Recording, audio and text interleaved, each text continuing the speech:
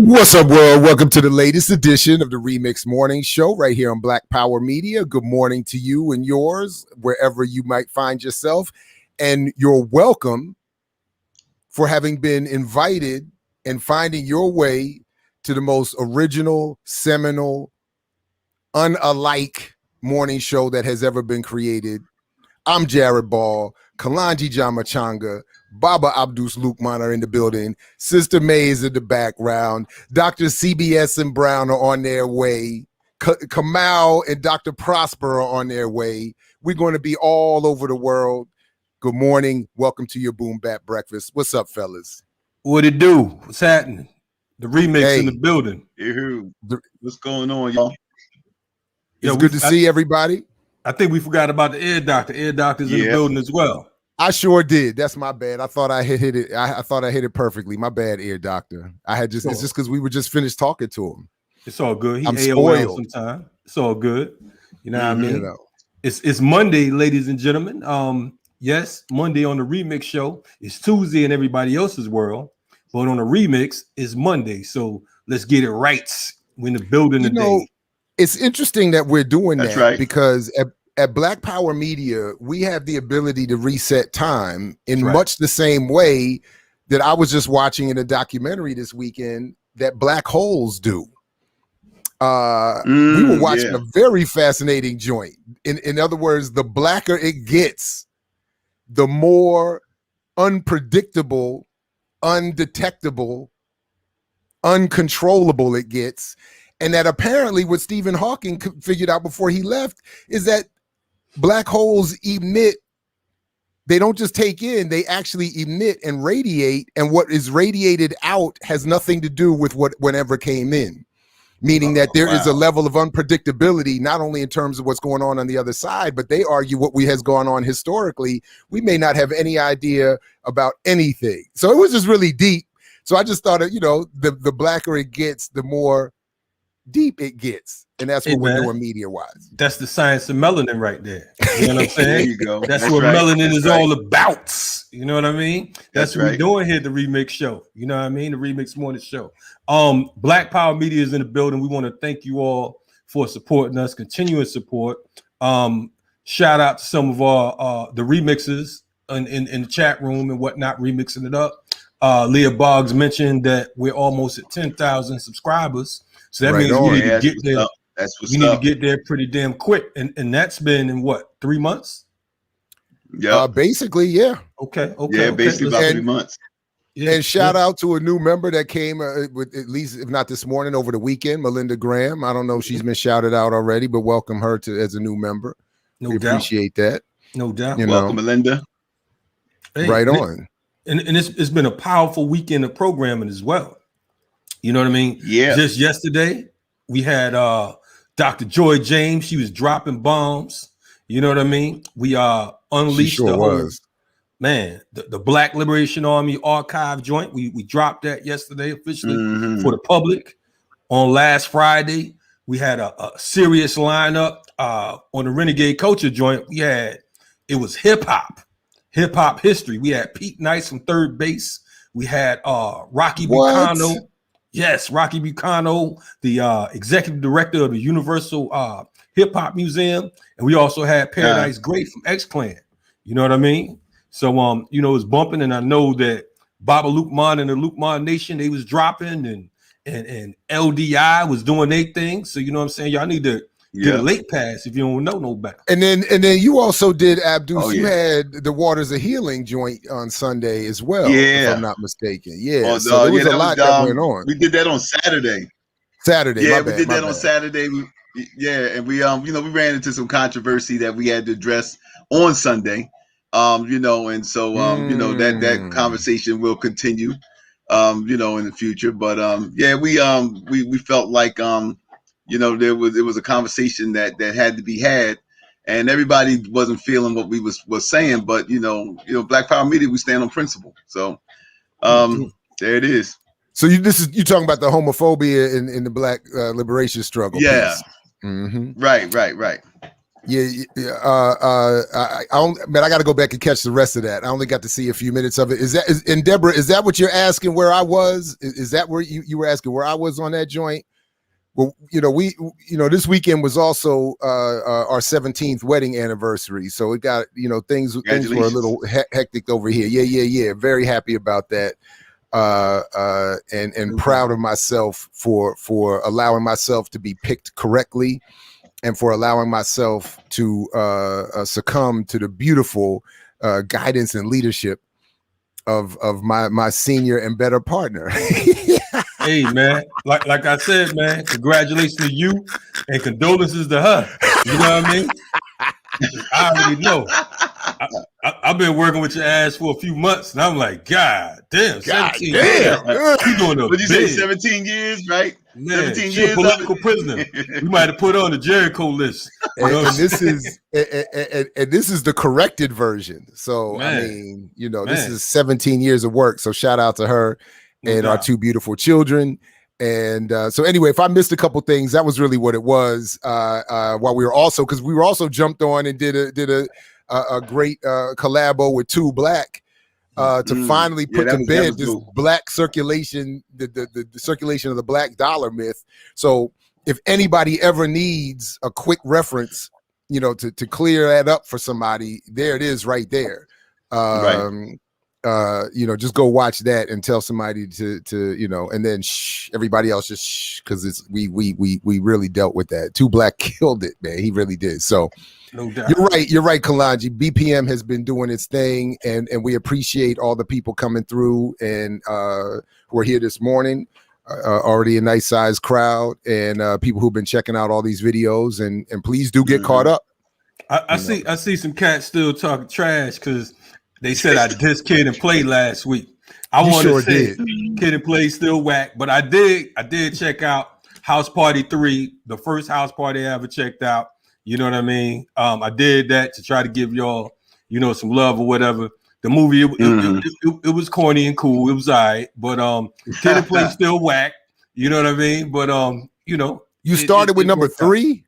I started with number 3. I figured I'd work my way back. Man, you got to go back. You got to start with 1. Thank you. Listen, what are you doing? Yeah, you can't start with 3. They was tied by that. It ain't like The Godfather. You know what I'm saying? It's you start from where they ended. I wasn't gonna be able to go through all 3 of them. You definitely can't start with Godfather 3. Without a doubt. Without a doubt. Start with Godfather 1. Yeah, I mean, but for the culture, go watch number 1, man. Go watch number 1.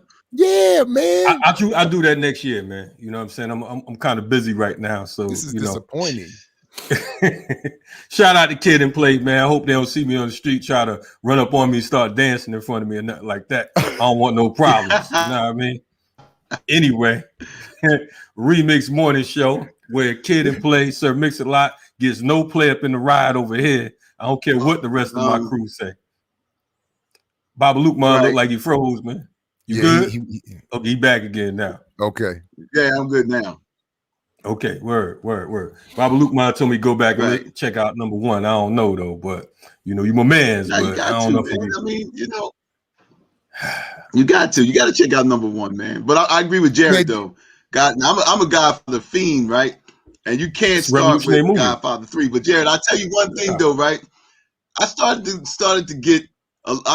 to look at Godfather 3 as being a little bit misunderstood. It's definitely not the best one, but I'm sort of kind of seeing like, okay, it was a little misunderstood. I mean, I hear you. If it would look, this is where nepotism goes wrong. You can't. Sophia Coppola might be all right as a director, as they say, but she shouldn't have been on the camera.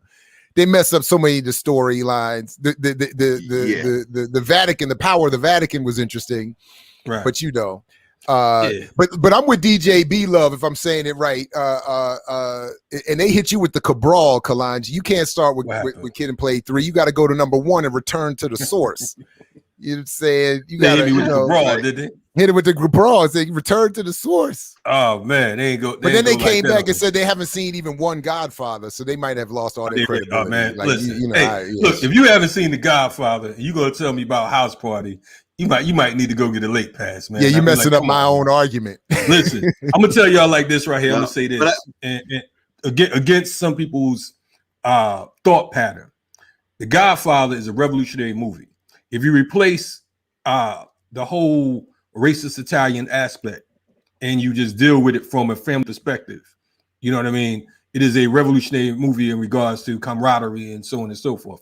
And the thing I do like about The Godfather as well, Marlon Brando, if you go back and check out the Academy Awards back in the day, where he decided that he would boycott it and send a native, I forgot the woman's name. I think it was Little Fella or something like that. I can't think of the name, but he sent her up instead to talk about the atrocities of natives here in America. But see, I don't agree with that, Kalanji. Like, I don't agree. I think the movie is done better by including the racism.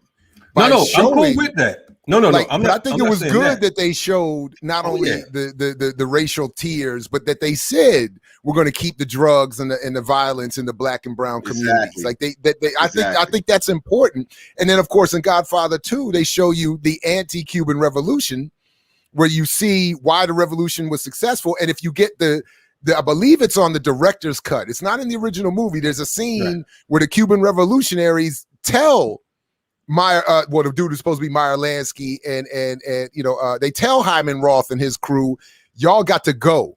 We're not no more gangsters, no more casinos. You all got to go. So to me, like that's, and when Michael says we can't win when they're willing to kill themselves to get free. That's right. I'm like, man, I was like, go ahead, man. That's the thing. I was like, Ricky Ryan said Godfather 2 drags. You have to understand the politics. You know what I'm saying? You have to, I mean, the creativity and just the revolutionary fervor behind it. So what I was saying, Jared, was not that I don't agree with them putting it in there. I'm just saying if you're going to apply it to us, you know what I'm saying? Just taking that in reverse. So look with the cat drug in. Who that be right dragged in. Man. But this is why we can't hear him yet. They didn't drag in the microphone. They didn't drag the microphone in. And he showed up 15 minutes late. And he showed up late. That's what a diva will do. Show up late without light and a mic. Shout out to my man. Elder Barge is in the building, ladies and gentlemen. I do what I do when I do it. When I get my man. How's that mic? Is that better? Okay. That's better. Can you hear me now? I came to save the show. I was getting a lot of inbox messages, DMs. I was just like, they were off the rails the last couple of days. You may need somebody like me to come in and be professional. So there was like a team come out there being like, yo, where you at, son? We need you back. And all of them got the last name Franklin. Yeah, I was defending some bad movie. And so I needed somebody to help movie on. I didn't understand. Oh, yeah. Hey, I ran into Big Daddy Kane the other day. Come out. He said he's going to split your wig when he see you, but that's a whole nother story. Shout out to Big Daddy Kane. The Big Dad? Am I supposed to be scared of him? That's the dude you running into these days? Whoa. Not the Big Black Daddy. Power Media, old fights. We got old people fights here at Black Power Media. Stay tuned. That's how it goes. Hey. Speaking of old people fight, I think it's about time to bring the ear doctor on. Well. If it ain't Kamala with light skin privilege coming through when he want, you know what I mean? Maybe I should just turn the camera off and go back. Yeah, might be good. It's been enough. It's been enough already. No doubt. Okay, let me see where we at. Anyway, y'all had a good weekend. Mm-hmm. Perhaps a lot of traveling on my part, but yeah, good. Okay. All right, yeah. I'm getting everything together here. I'm a little running late. I had a wedding to do yesterday on a Monday. Nobody cares. Just play the music. That's what they said at the wedding. He talking about the remix at the wedding. They said just dribble. All right, here we go. Shut up and dribble. Shut up and dribble. Here I go. Ellen Al and the remix is talking about Ellen Al. All right, let's get there.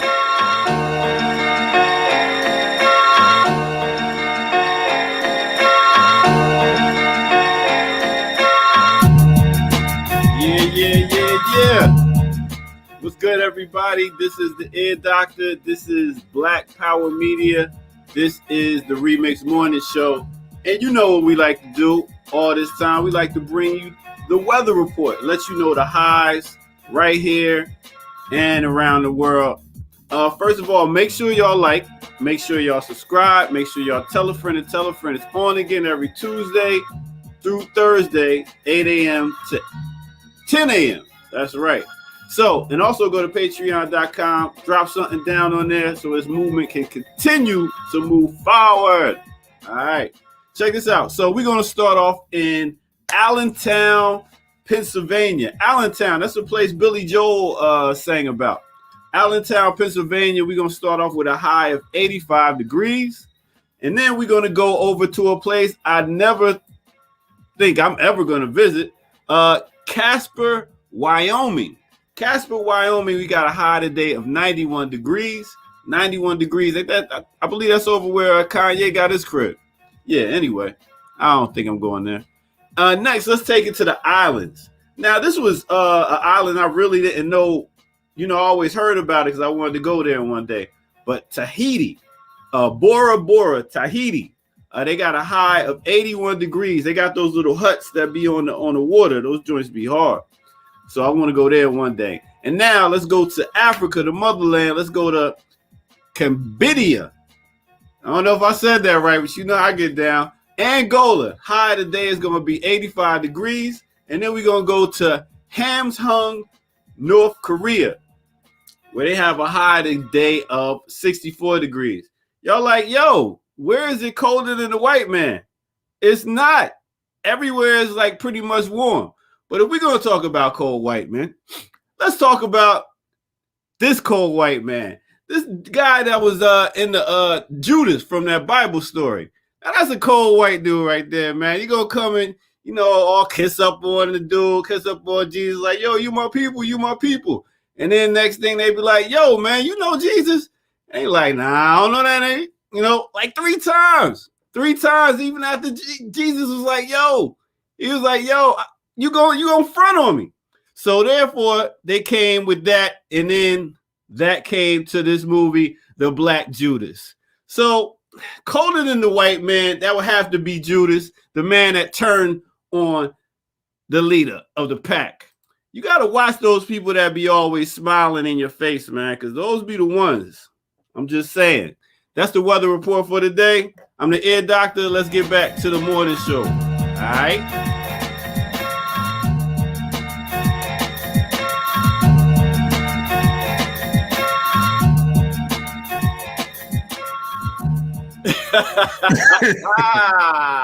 Hey, good answer, Kamal. That's Kamal's favorite book.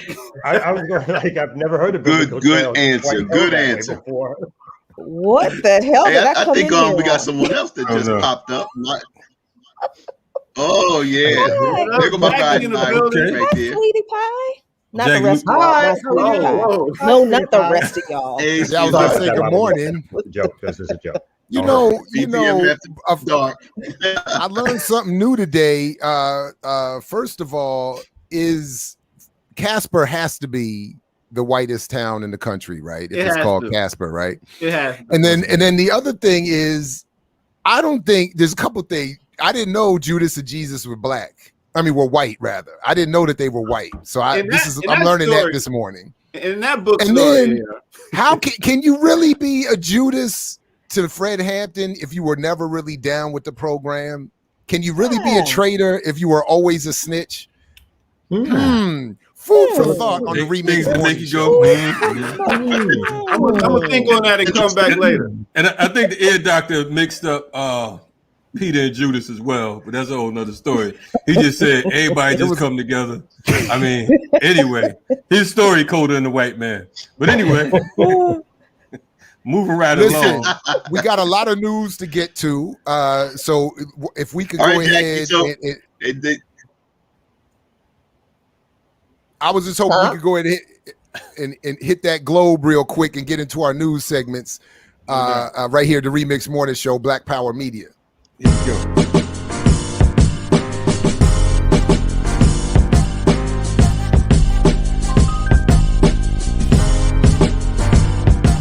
Spin that globe.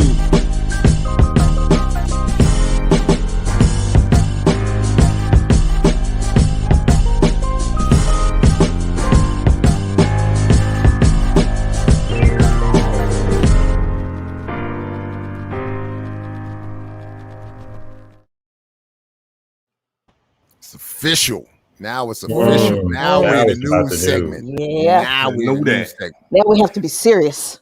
Now we have to be serious news. With the news.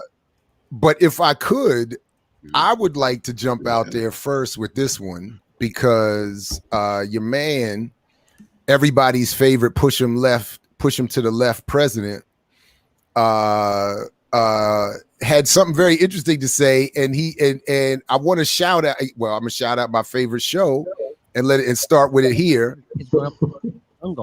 Because this breakdown from the beginning is just hilarious. Let me just check a quick. Hey, ladies and gentlemen, I don't know if you remember, Joe Biden once was quoted as saying he didn't want his kids to grow up in a racial jungle, meaning he didn't want his kids having to mix with black and brown kids. That's why he was against busing. That's what Joe Biden said. I didn't say that. Joe Biden said that. He said he wanted his kids growing up in a racial jungle. And then a few years later, he wrote the crime bill, which he said criminal gives you the death penalty for everything except jaywalking. And now our prisons are full with black and brown people. And now he's going to solve our black business issues. So you tell me who's the racist. I'm going to say it's Joe Biden. He's always been. And it slips out sometimes. Like sometimes he says stuff like this. We have this notion that somehow if you're poor, you cannot do it. Poor kids are just as bright and just as talented as white kids.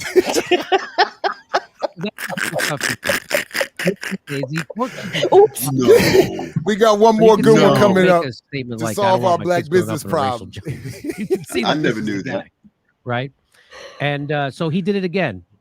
So here's Joe Biden talking about how black businesses can close the racial gap. Here we go. The data shows young black entrepreneurs are just as capable of succeeding given the chance as white entrepreneurs are. But they don't have lawyers. They don't have they don't have accountants. But they have great. Oh, is that it? What is the guys? All right, so that's it. The clip. I mean, I gotta look. So when people get at me, and they're like, "Why?" That was it. When people get at me and they're like, "Why do you watch Jimmy Dore?" I'm like, "That's a perfect example," because I'm not watching all of those clips of Biden speeches to catch all of that. And I also don't see people who, in a comedic way, left of the Democratic Party, break down what they're actually saying and leave room for all the humor.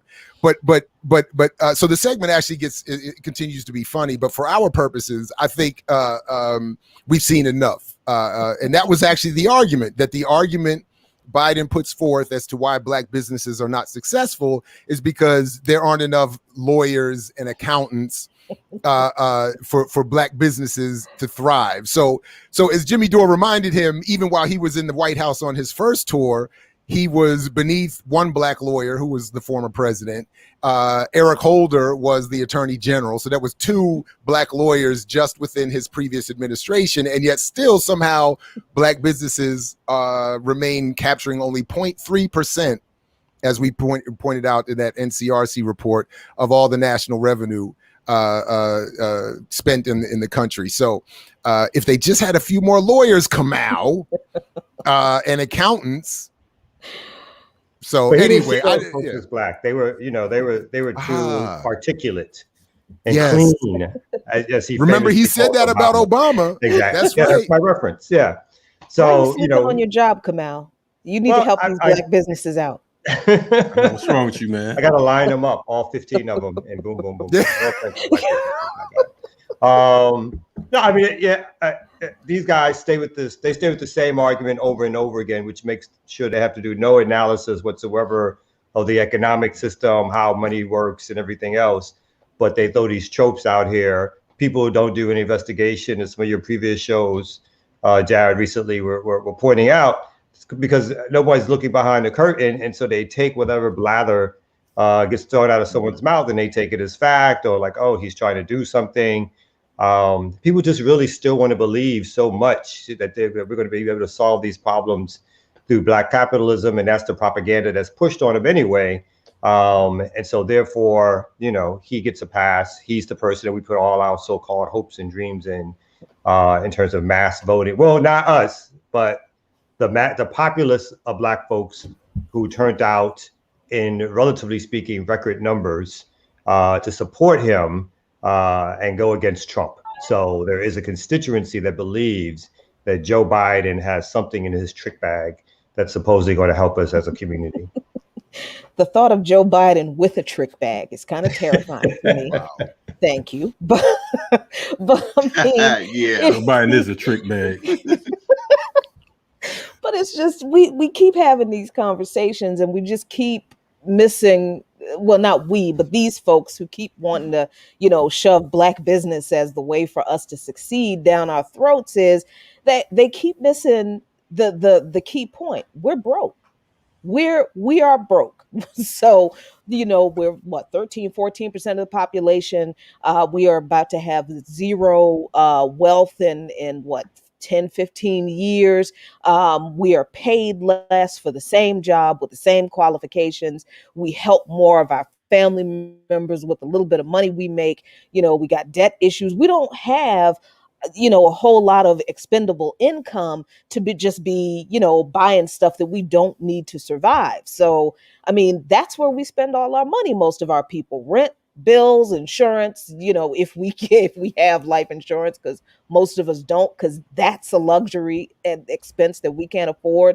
So a lot of the Black businesses that exist don't even have employees, because they just don't have the money, the capital to get a building, to, have a payroll. And we just don't provide those kinds of services in our businesses where we can afford that. So, I mean, we've been through all this before, Jared. You've been through all this before. I mean, for 10 years, you've been talking about this, and it's just, I expect Biden to say stuff like this. I expect stuff like this to come from the latte liberals and those folks.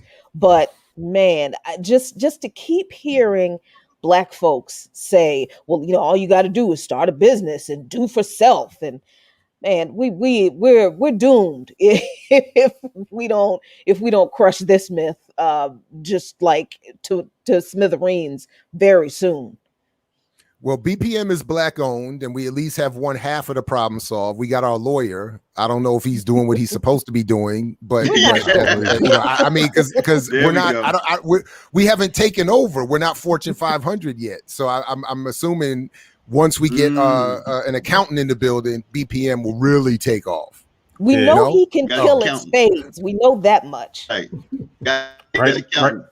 Right now, we're the unfortunate 12 instead of Fortune 500, but we'll be all right, though, because he's working on it right now. Thanks, Kamala.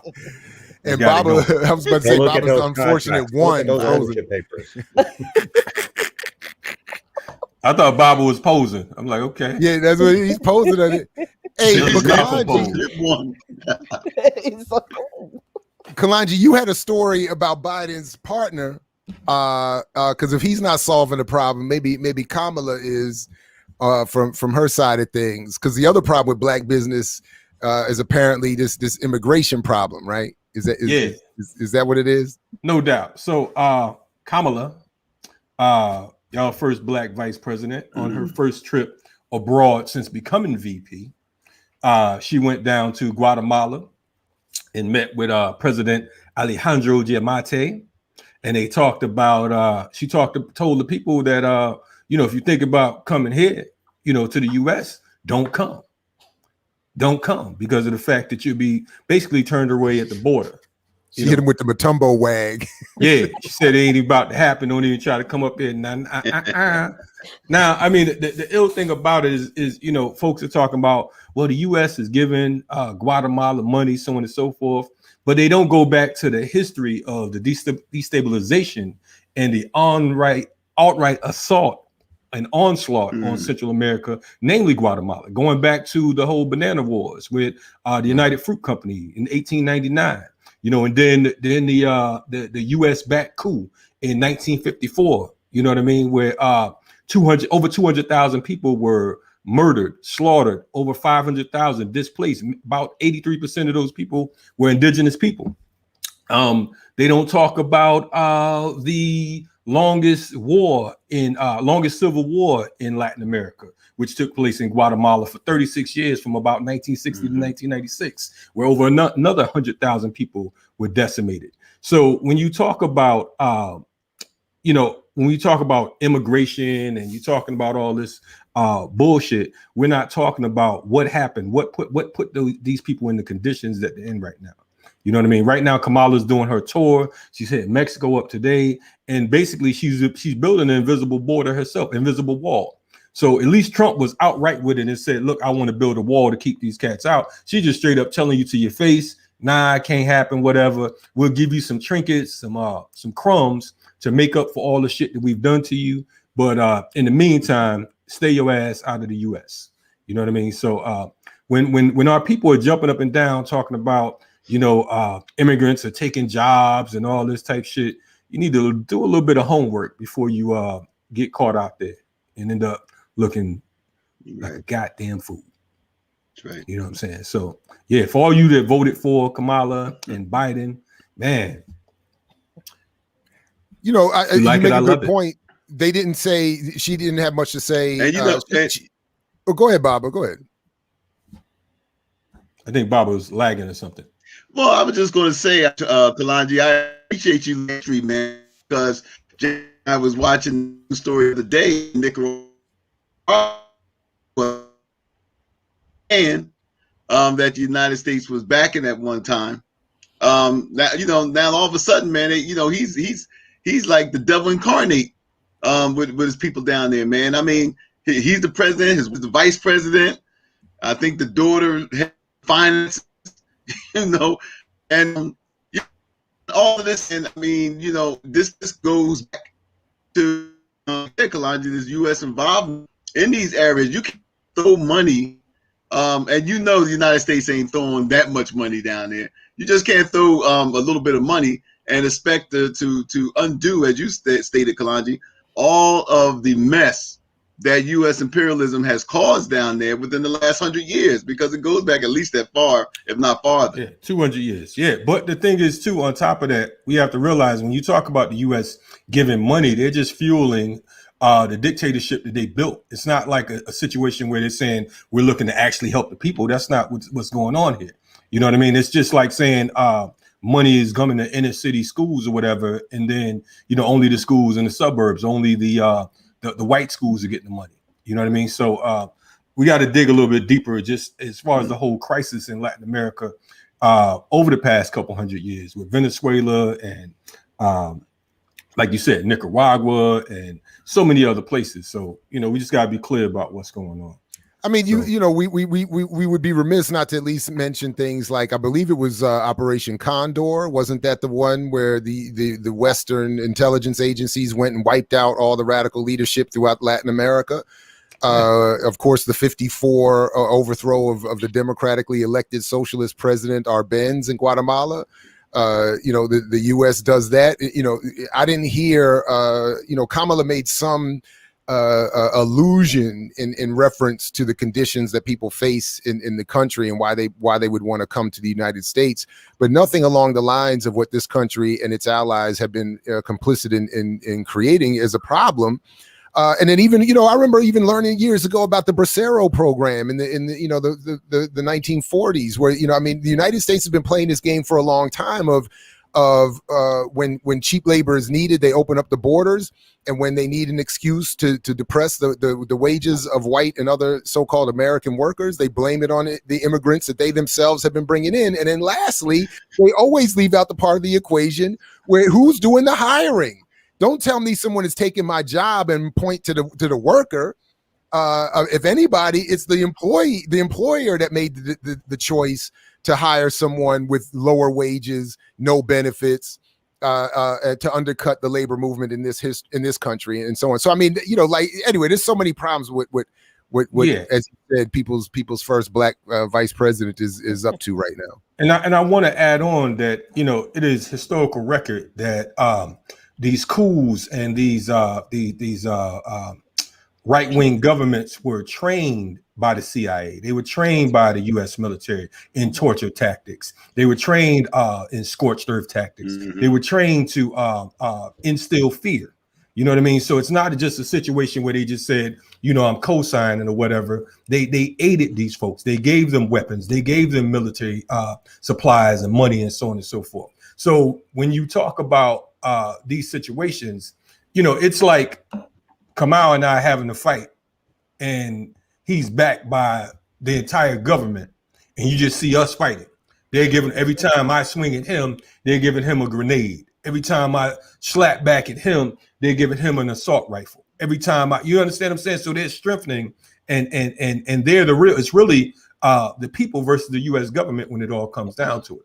And that's what's going on across the globe. So when we talk about white supremacy, it's not just a situation where it's just a takeover by the US government. The US government gets with, as the ear doctor was talking about earlier, the Judases of those countries, of those regions, and say, listen, we're going to back you. We know they've been slapping you around. We know you're a sucker. We know you used to get punked in school. So now we're going to give you a bitch ass a badge and a gun.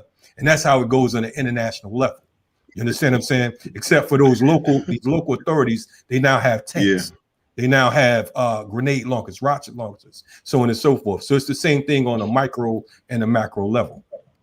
Yeah, and this history that you're bringing up, Kalanja, I'm so glad you brought up the United Fruit Company, because this history is it's not like something that's just passed away. The legacy of it endures, not just in the policy that we see the United States still carrying out, and the destabilization of that country and countries in the Latin cone, but also in a lot of the terms that we use and everyday stuff that Chiquita brands, Chiquita bananas come from the United Fruit Company. So hey, Jackie, speaking of that legacy, what's the name of that airport on the other side of that city that you still live in over down there? What's that airport? What's that airport called?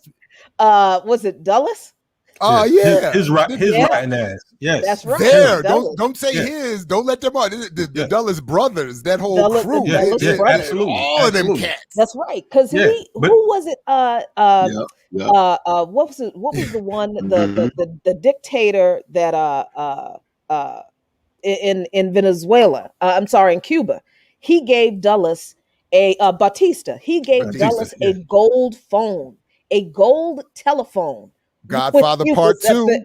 Yep, that actually happened. There you go, the Godfather, right? Mm-hmm.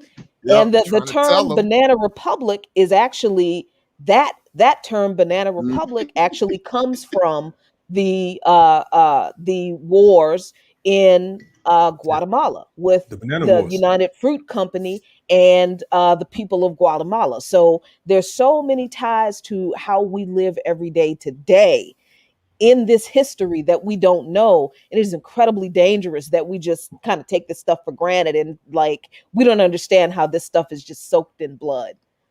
Right. So speaking of soaked in blood, what a segue. There was a very interesting lecture taken down from the Yale University website recently because of fantasy expressed by the guest lecturer about shooting white people. So Yale calls lecture with fantasy about shooting white people antithetical to school's values.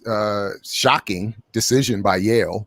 But as the story went, and it's a fascinating, if you want to check the audio, it's a fascinating lecture.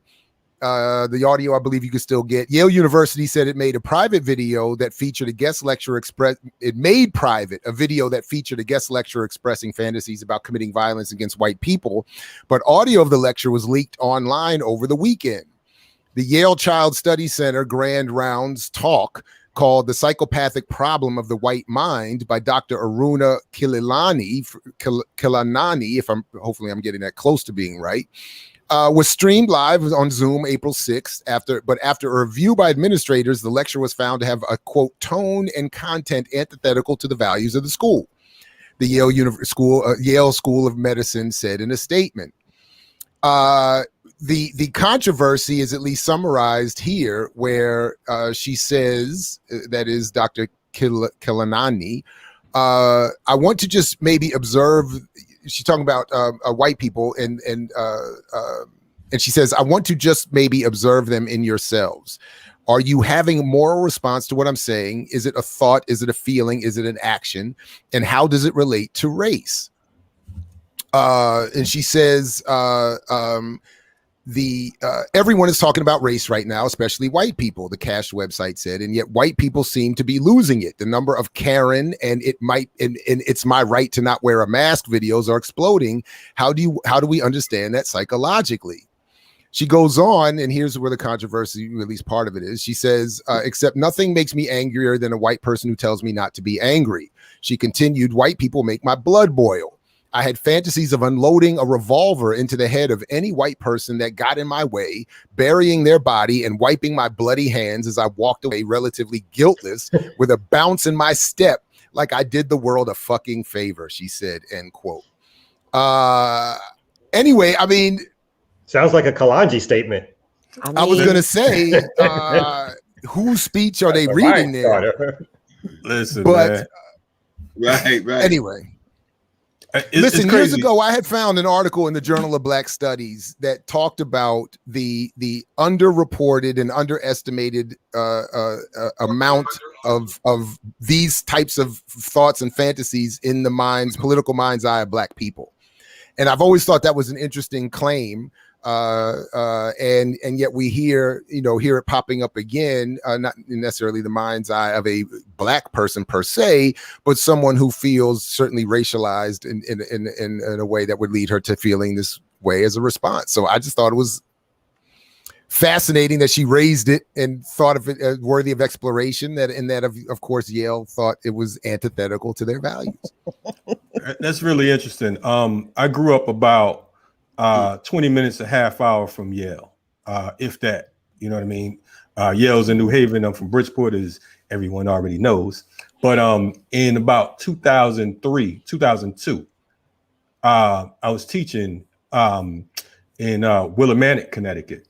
And I happened to do a talk at Yale, and my lighter and the U.S. flag met. And I ended up, remarkably enough, a week later, I was informed that the funding for my educational contract was cut because there was no longer a budget. But I don't think it had anything to do with the fact that the politicians who were at the rally that I did happened to come to my school the week after. So anyway, fuck Yale. I'm not gonna blame Yale for that one, but you're not gonna blame Yale. It was my lighter, man. I'm more interested in theoretical violence than real violence, right? Yes. So you know the rotation of political leaders that go through Yale, then go back into the government, who are responsible for dropping drones and starting wars and the policies thereof that actually kill real people. Yale can deal with that because they can have theoretical discussions around war and poverty and what's the right policy.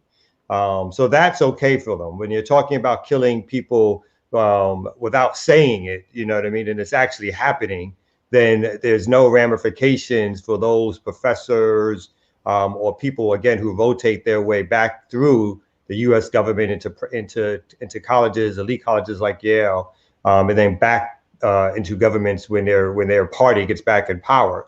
So the problem with Yale is, for me, less around sort of the hypocrisy of what they feel about violence, in a sense, as opposed to them sort of encouraging through their hiring practices, through their resources. And obviously people know how the school, probably how the school was built, backed on the violence of slaves that helped, that built some of the buildings in Yale.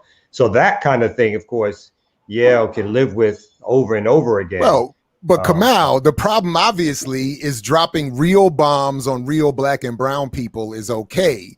Having theoretical conversations about fantasies of killing white people is off. That's, that's off limits. Now you've gone too far. It's not okay. Right. If she had actually killed a Black or brown person, in her lecture, she probably would have been welcome. They would have been like, oh, well, that's perfectly fine. That's okay. Tenure, right. They'd have named the building after her.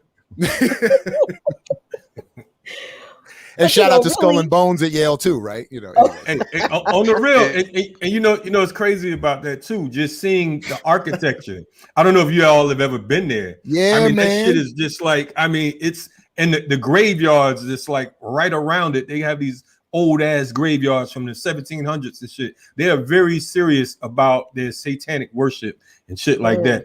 You know what I mean? So I know a lot of folks are, you know, what up some conspiracy shit, but you really have to check out what the fuck the Bushes and some of these other bastards who have attended, you know, some of their legacies, including your girl Hillary as well. Hillary's up there. We did have Kathleen teaching up there at one point, you know, so shout out to her. But there's a few mistakes that they might let slip through here every now and then to balance out the bullshit, you know. But Kalonji, I don't want to let you slide. I know we got to get ready for the ear doctor, but you had one more story that I think is worthy of at least mention this morning. Should I mention your fellow PhD? Is that what you're asking me about? Perhaps. I mean, I think it's an interesting story. I think inquiring minds in our audience want to know. It's cool in the gang, man. Well, listen, man. Okay, cool. I mean, after that long setup, we definitely need. Kamal's such a hater. I don't believe that this shit is born that way. Anyway, what I'm gonna do is I'm gonna bring up the fact that one of Kamal's teachers was in the casino recently, and he was talking about how he was gonna raise some money for the school. I want you to check out what this young man was saying because it's very important. Oh, you got to hit the audio. I don't think you're sharing the audio. I'm not sharing audio? No, we just see his antics, not his. But you know, the facial expressions are priceless all by itself. Hold on one second. Let me figure this thing out. You know me. You know how I do. You got to hit that little dialogue box, share tab, hit the audio. Yep. Oh, shit, that tiny ass little share audio. I just want to comment on. I was hoping that somebody had it in a news story. Did people see the story about Robert Kraft getting, I forgot the car, from Jay-Z, Meek Mill? He basically got a multi-million-dollar gift. A Bentley. For his anti-mass incarceration work? Is that what this is for? Because, you know, they were all teamed up to keep black people out of jail. We're going to play, and we're going to hit the day, family. Are you guys here? Let me show you what we're about to do. Yeah. Let me show you what we're about to do, family. Yeah, we're about to get us some money for the Frederick Douglass Marcus Garvey Academy. We're about to get some money. I need that 1.2 right there. Y'all see that? That's what we need.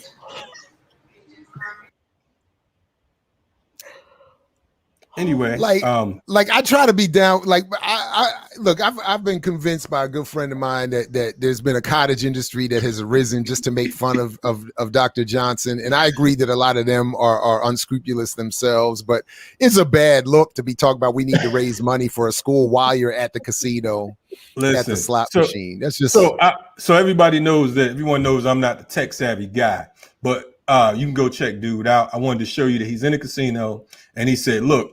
I'm at this machine and we need $1.4 million. Oh man, Frederick Douglass, Marcus Garvey, L. DeBarge, Al B. Shore School of Thought.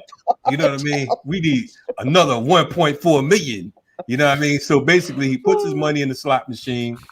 He said he's gonna win today. We're gonna play. We're gonna win, and he lost that. And then he put some more money in another machine. And while he's doing it, he said, "We need donations. We need you all to send your PayPal, to send your whoop-de-whoop, the bam bam boop."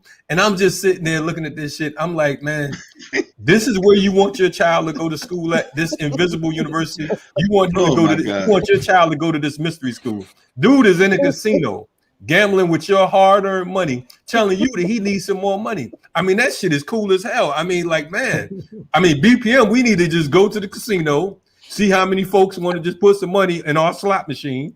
And if we lose, don't trip. Just send some more money. I mean, as long as we're gambling. Go ahead, Jackie. Sorry. No, we got an MGM Grand right near us. We test out that theory. Let's go. Let's do this. Let's empty these BPM bank accounts and go see if we can really hit. Hold on. Well, we ain't doing all that. No, we're not doing that. Oh, I thought that was the whole point. Raise money to gamble away to raise more money. That's not how it works. Let me get mine. You can do what you want to do after that. I thought that's how it worked. Hey, look, I don't know about that doctor, but I do know about the ear doctor. Let's go ahead. He's up there in the sunshine. He's up there being heavenly. Let's get on that vibe. Welcome back, brother. Brother Ear Doctor. And he's on mute too. All right, once again, everything's everything.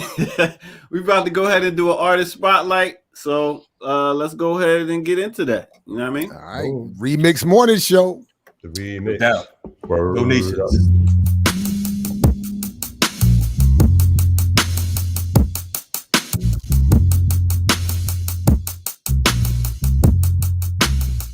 What's good, everybody? This is the Remix Morning Show, and I am the Ear Doctor. And you know what we like to do. We like to show love, give a spotlight on the new artist. So I do have a new artist today, and this artist goes by the name of Dante Mitchell, aka Prince of the Ghetto, from Leimert Park, California.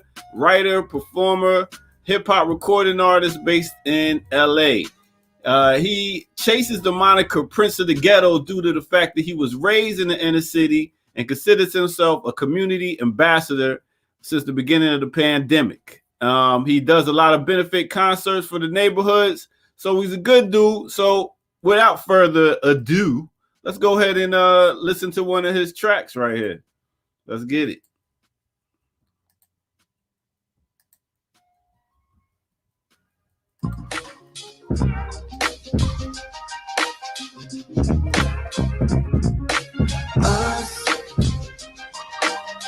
We gotta do it for us. Fist in the sky for us. Hold your head high for us. We can shut this whole shit down if we thought about us. Soldier in the army. Soldier in the army. Soldiers in the army of liberation. According to our DNA, we was made in the image of a goddess. My child gon' grow up with a lot of love. Timney and Fulani blood. Soldier in the army of liberation. Kings, queens on them ghetto blocks. Praying that the pressure drop. Keep going, don't ever stop. Get up, stand up. Shot with our hands up. They did us foul, no and one. Mike Brown holding that, turn his piece. I think I'm Nip the Great. Dr. King, I had a dream. LeBron dropped out the league, made his own. All black executives for all the teams. Boost our economy. Brown beige, black bronze, ebony, mahogany, rise, Nubian sovereignty. Yeah. We gotta do it for us. Fist in the sky for us. Hold your head high for us. We can shut this whole shit down. They turn the city of gods to the city of sin. City of kings to the city of men. Times is hard, we gon' make it. Pass the baton, elders, we gon' take it. Life, it's a relay. We're not rhyming, when the press replay. Rewind, unwind. I know times get unkind to a young mind. It's ugly in the hood that we come from. Beautiful struggle in the hoods that we come from. They put guns, drugs in the hood that we come from. With the stories of our feelings being unsung, we choose a fatal outlet. One day we'll find a better way than warring against each other. Letting Beretta spray, take time, educate the youth, elevate out our present state. We gotta do it for us. We gotta do it for us. Fist in the sky for us. Hold your head high for us. All right. So there you go. That is a song called Us. That is Us. As you can see, you can go check him out on Lineage of the Kingdom. That is no other than Prince of the Ghetto. So check him out, and that's the artist spotlight for the day, y'all. So let me get back to the morning crew. You know how we do.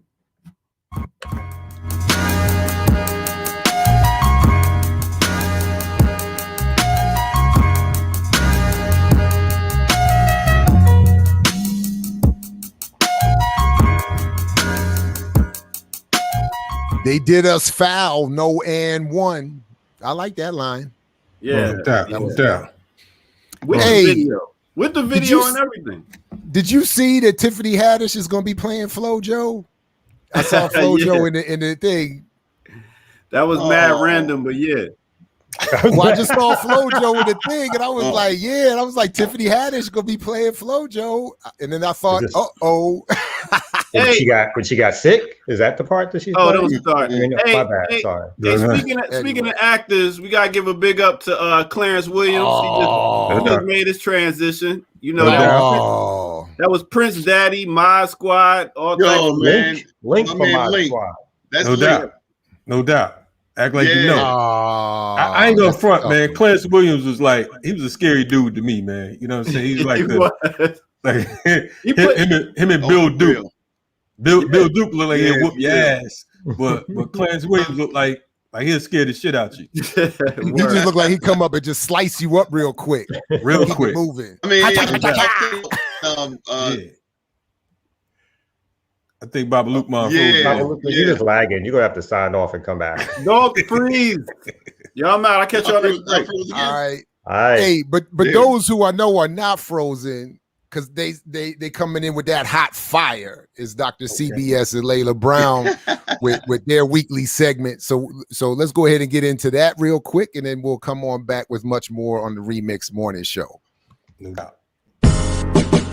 Sounds good.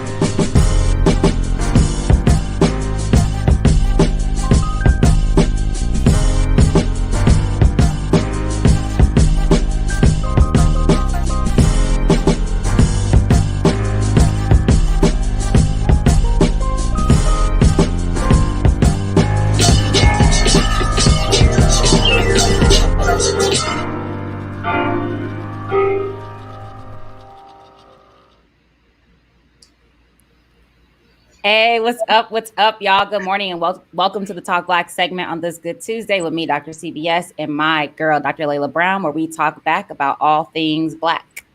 I'm sorry, y'all. I just got a little distracted about the Kamala Muppets comment in the thing. So, as many of you all may know, some of you may not, this month is Pride.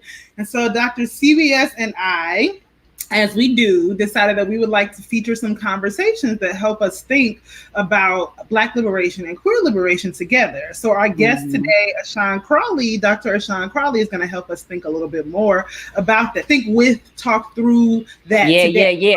But before we get to the segment, it's time for the plan of the day. So this one, it doesn't, it doesn't look fancy, but I have a couple things to say about this. So this is a heartleaf philodendron. It's sometimes referred to as a sweetheart plant, but obviously heartleaf because it has heart-shaped leaves. Lord, I can't talk today.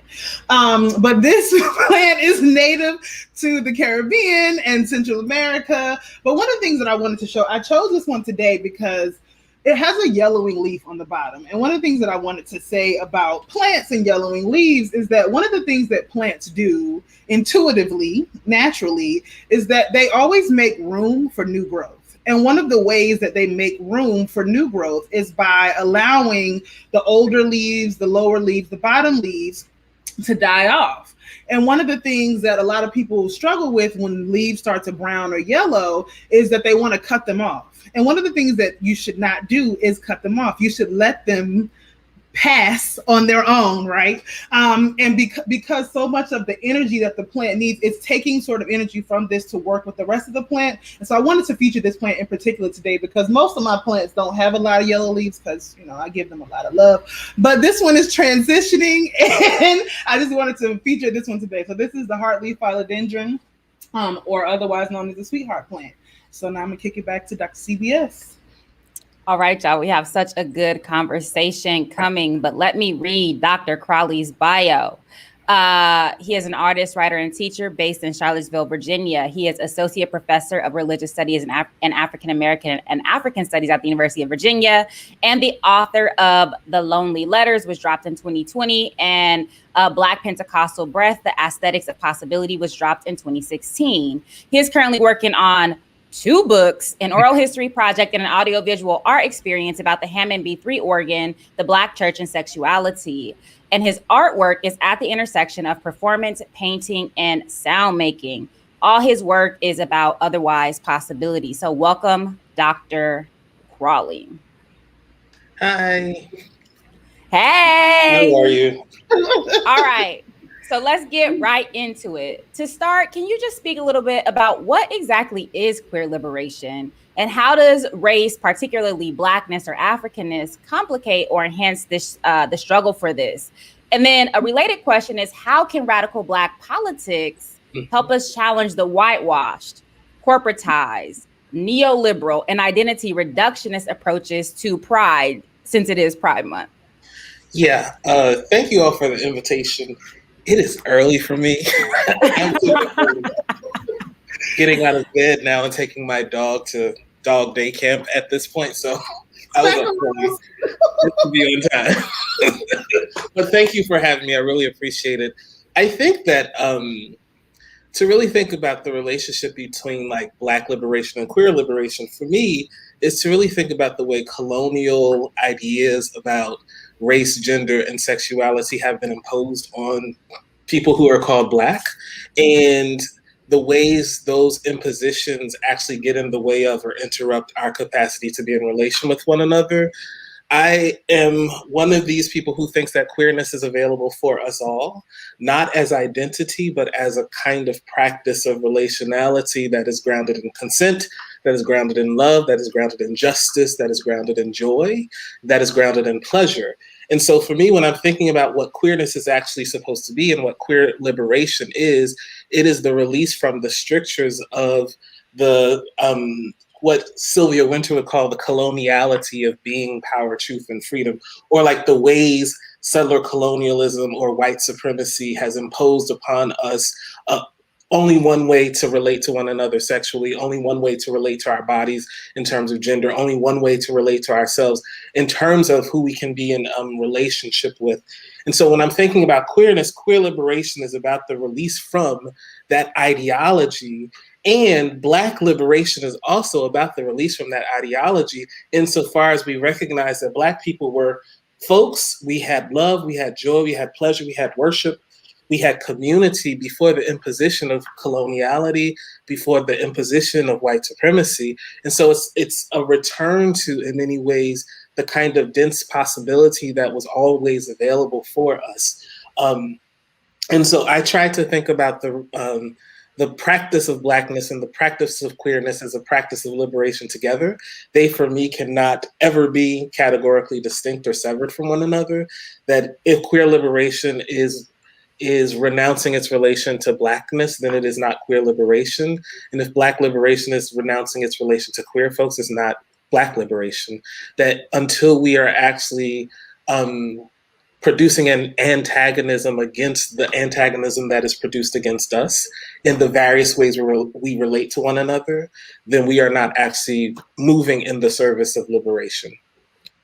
Absolutely, absolutely. And I think that's so important because I think sometimes when we begin to have these conversations about queerness, that it immediately gets reduced to this sort of identitarian politics, right? And to think about it as a politics of relationality, I think is a really sort of critical shift, right, in the way some people imagine queerness, right? And so the question that I have is probably just it's piggybacking off of that, and we'll let you just kind of talk a little bit more, but so if we understand Black queerness as always already radical, what kinds of contradictions or antagonisms or forms of oppression might be missed or evaded? Or maybe put slightly differently, how does thinking about Blackness as a queer or non-normative mode of being help us think about the relationships between Blackness and queerness? And then maybe what does it obscure? Yeah, I think that, I return to the problem of identity, and I'm trying to, in the writing that I'm doing currently, trying to write about the Hammond organ and the Black church and sexuality. One of the things that I'm really trying to tease out is the problem that identity imposes upon us because they are colonial categories. And so when I think about Blackness and its relation to queerness as radical, I think it is radical insofar as I am thinking about the practice of relation, and I am not talking about identity.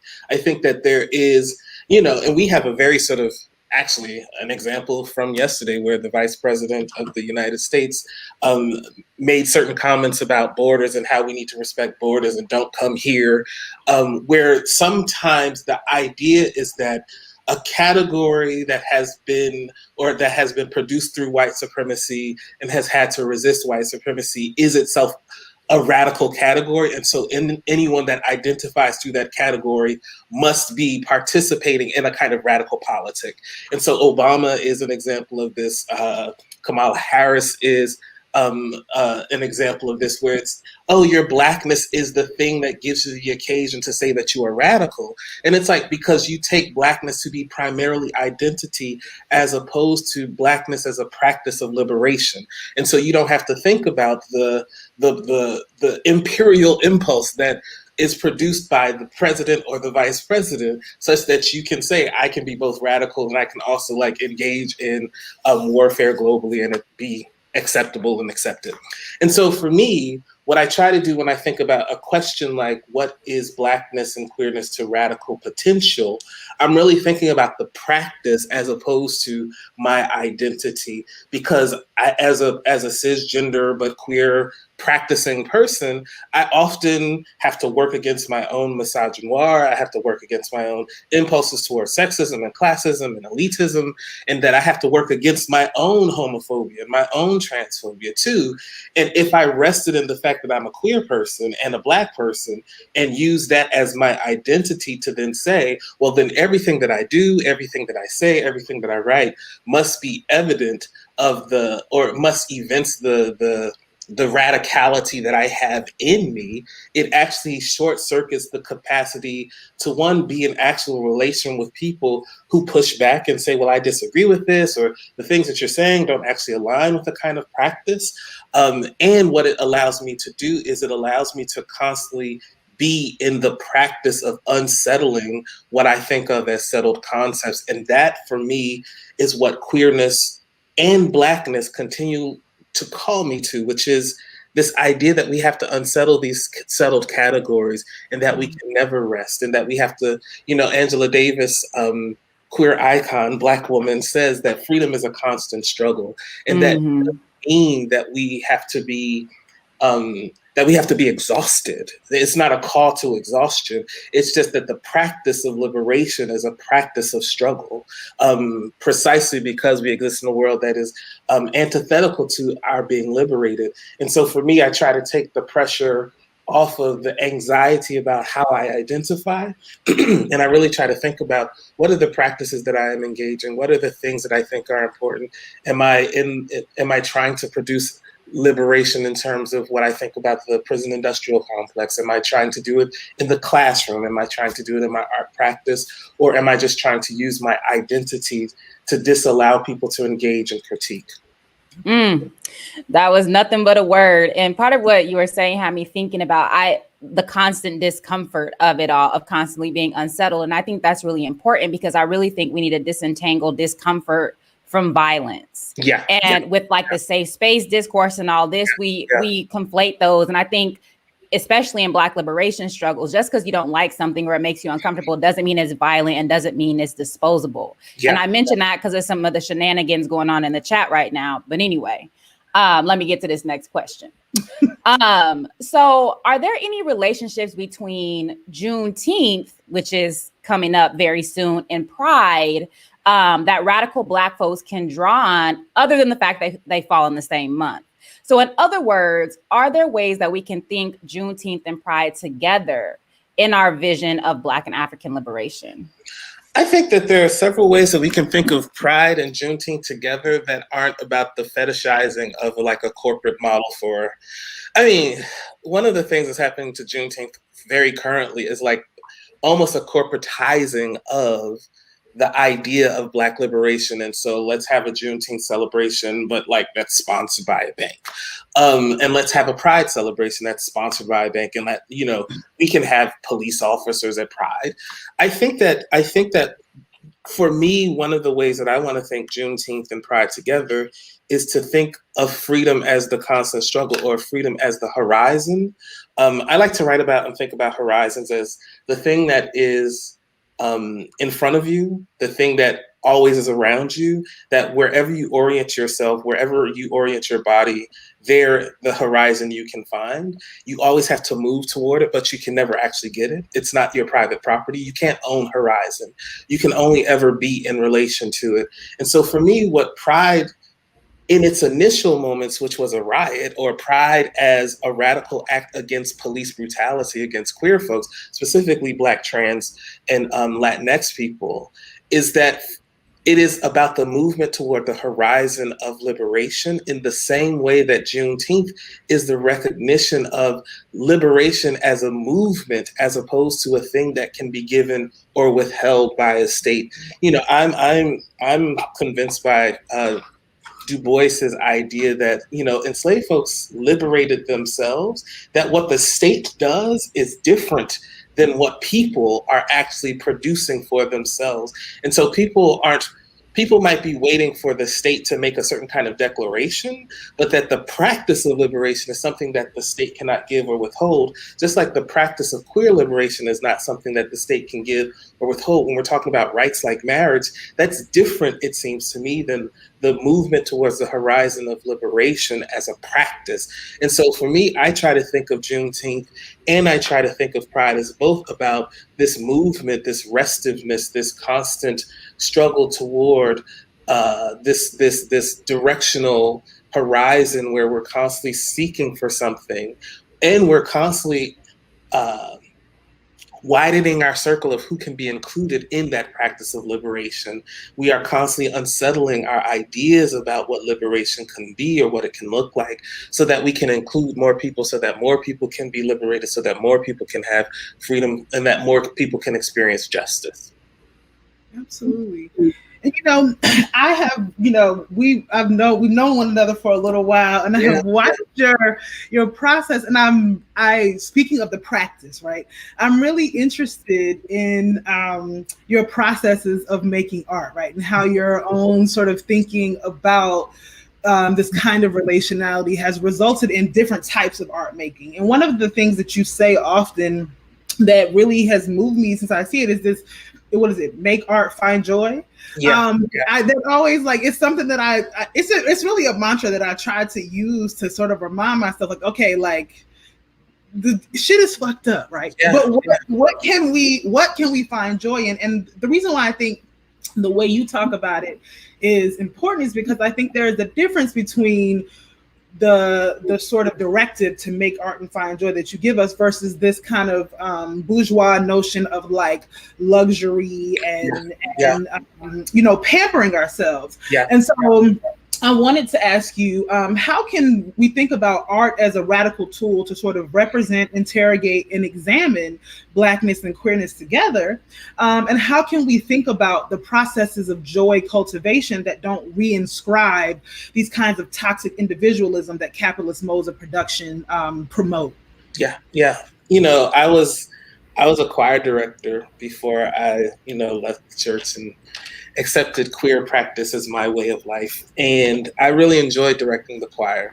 Directing the youth choir at the last church that I was a choir director was one of the places, or one of the times, one of the moments that I felt real liberation, where I felt like I could be, without having the language for it, I could be very flamboyant, I could be very theatrical, I could be very energetic, and the congregation loved it. And it was like the one place within the space of this loving place of the Black church, which is also deeply homophobic. It's one of the places where, or one of the only times directing the choir constantly, those times are times that I felt joy and liberation, and that I felt the fullness of my queerness accepted in the space of the congregation. I no longer attend church. I'm agnostic, and but I write about Pentecostalism, which is the thing that I grew up in, and I love Blackness, and I love the music, and the sound of the church still moves me very deeply. And so when I think about art practice as a practice of liberation, as a practice of Blackness, as a practice of queerness, what I'm thinking about is trying to approach something of the feeling that I felt when I was directing a choir, which is this this celebration of my flesh that doesn't, I don't have to renounce my flesh. I don't have to hide it. I don't have to be ashamed of it. That I can be as showy and theatrical and as demonstrative as I want to be as I am doing something. And so a lot of my art practices are action-based, and I dance on, we shout in church, and so I shout on paper with pigment powder to press the pigment powder into the paper. I clap my hands with paint on my hands, listening to praise breaks from YouTube. That I'm trying to approach something of the fleshliness that I experienced in the church, not because I think the church is the only place to experience it, but because one of the things I want to do as a Black queer person is to critique the fact that I can no longer do this kind of practice in the church because they tell me that I have to sever parts of myself and my relationality and my love in order to be acceptable in that space. And so I try to do those things, but I do try to do those things in a way that, one, shows the beauty of what it looks like to shout in a church. I think it's a really beautiful thing, the choreography, the sound of it all, the hand clapping, the foot stomping, that it's a very beautiful practice. But I also think it can be harmful for those of us who are left outside of its, or who are excluded from or pushed outside of its limits. And so the art is an attempt to reckon. It's an attempt to think about joy. It's an attempt to seize joy, or like we say in church, it's an attempt to get happy, while also recognizing that one of the reasons why lots of queer folks can't get happy is because we have been shunned by our family, shunned by our friends, shunned by communities, that institutions are violent to us. They can fire us at will, and we have no recourse. And so trying to figure out a way to talk about the joyful practice of queerness while also producing an occasion to critique the violence that we do contend with is something that I try to do. Absolutely.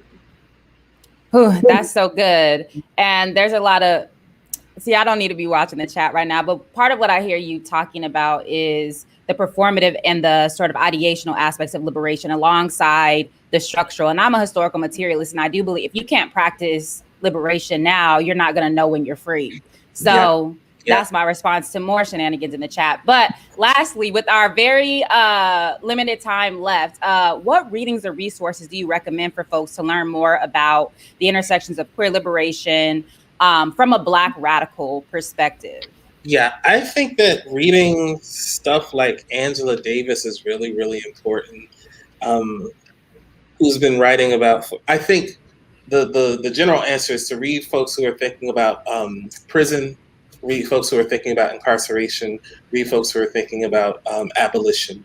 Because reading those folks, it seems to me, are people who are engaged in the struggle of thinking about how gender incarcerates us, how the ideologies of white supremacist colonial understandings of sexuality incarcerate us. And so when they're thinking about the prison industrial complex and abolition of that, they are also deeply thinking about the prison industrial complex and how we have internalized the moral and ethical value of a prison industrial complex. So there's this book, a collected volume that's titled Captive Genders, that's edited by Eric Stanley, but it has a whole bunch of folks who are writing from the position of folks who are trans, who are talking about queer liberation, and they are talking about the abolition of the prison industrial complex. And so that's one of the things that I point to. I just taught it this last semester because I think the essays that are in there are thinking about Blackness, and they're thinking about indigeneity, and they're thinking about brownness, and they're thinking about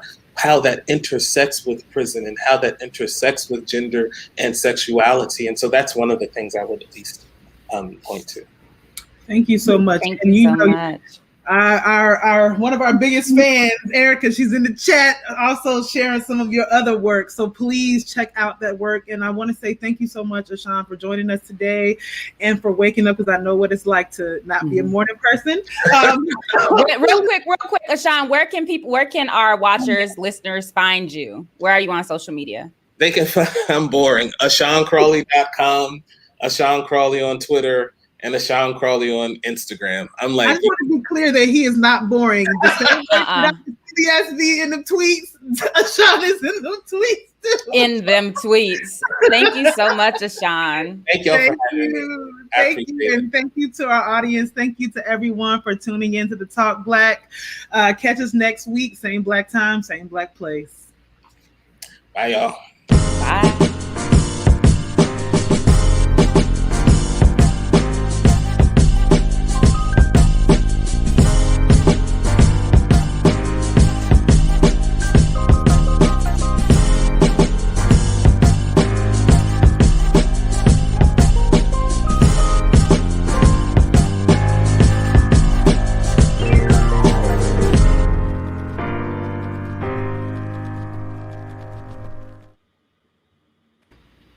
Right on. Welcome back to the remix. That was a great segment. I missed apparently the fire in the chat. I must have missed the silliness, but we'll have to deal with that at another time. But it was a great discussion, very important. Appreciate you. Thank you. Thank you.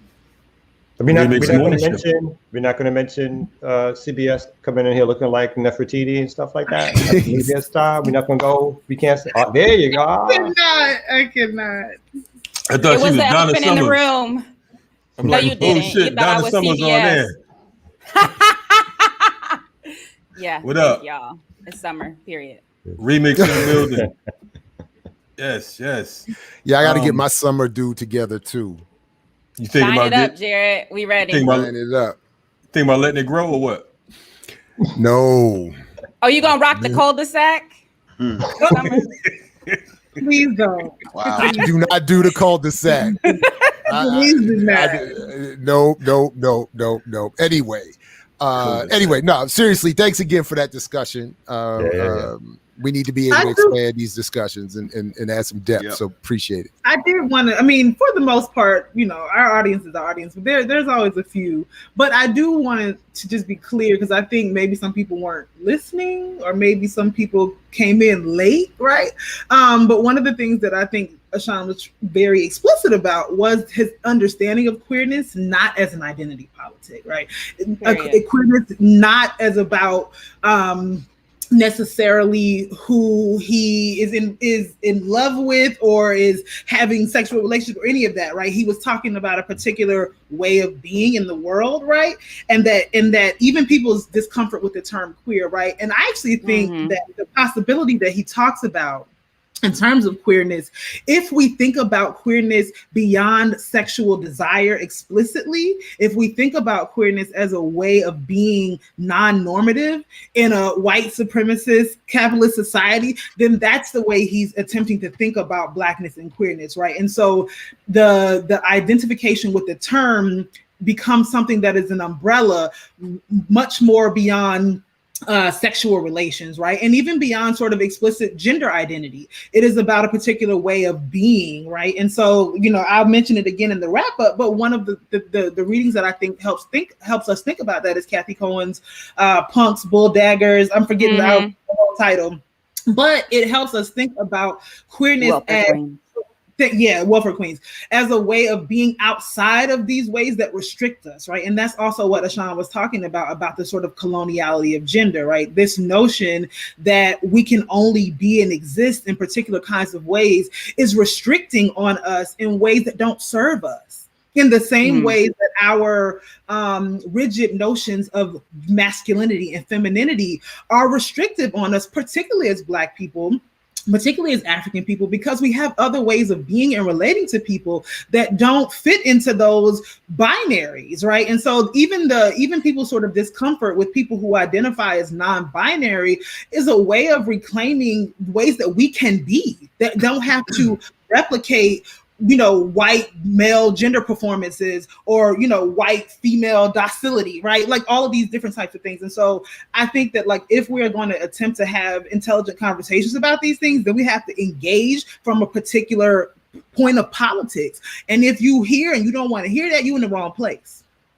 Yeah, the other thing I'll say about queerness is it reminds me of the politics and nomos around what we as African people call ourselves. Are we African? Are we Black? Are we colored? Are we Negro? Are we Moors? Whatever. And so I think the struggle over the terminology I think it can be political, but that we don't throw the baby out with the bathwater. You don't have to identify with the label queer, but you can still take the content of the politics, the relationality that he talked about, the unsettled nature of relation and the politics. And so I just wanted to throw that in the mix as well, that nomos is just part of, as people who are colonized, as people whose both identities, experiences have been destabilized and decentered. This is an ongoing struggle, I think.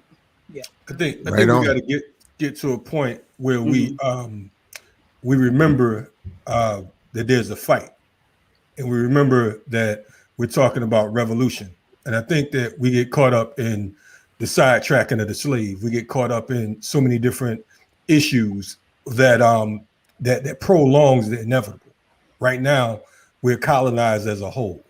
Right now, we are repressed as a whole.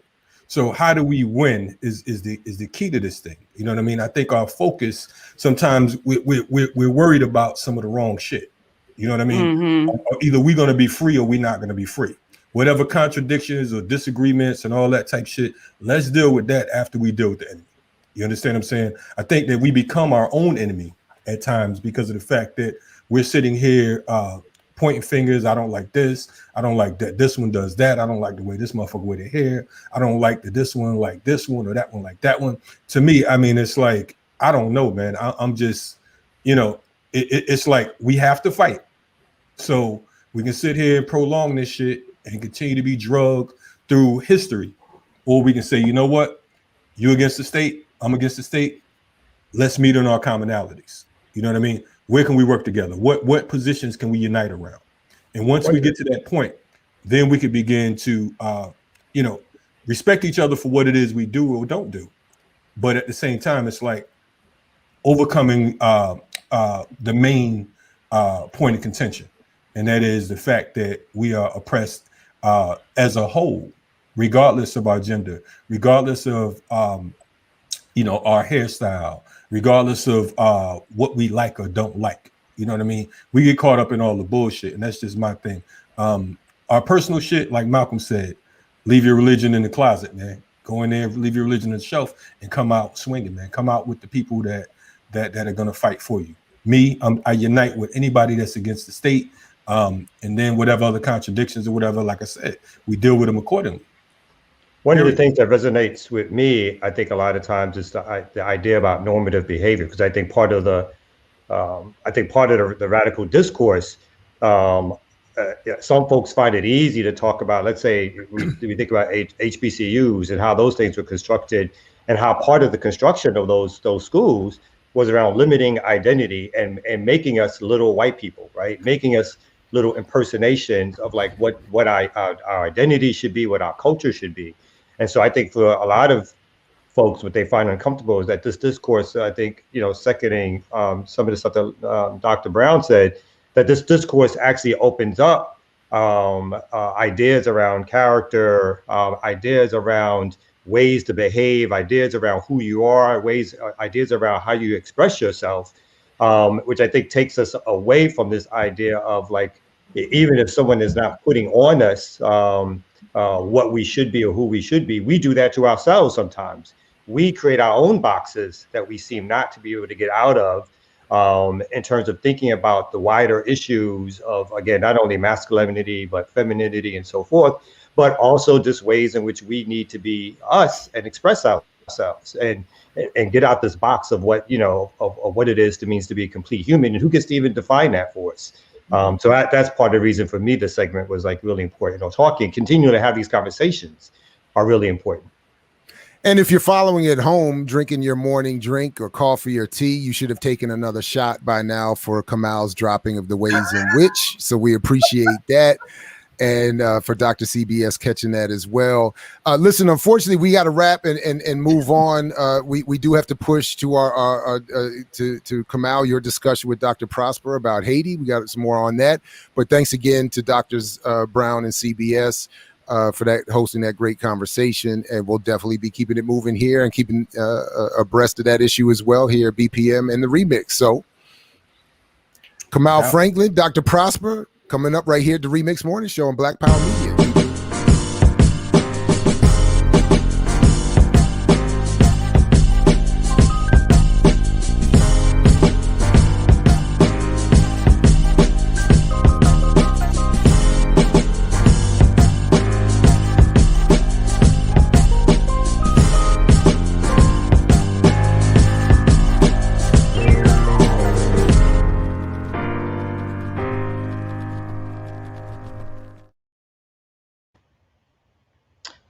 Hey, thank you, Dr. Prosper, for joining us. How are you doing?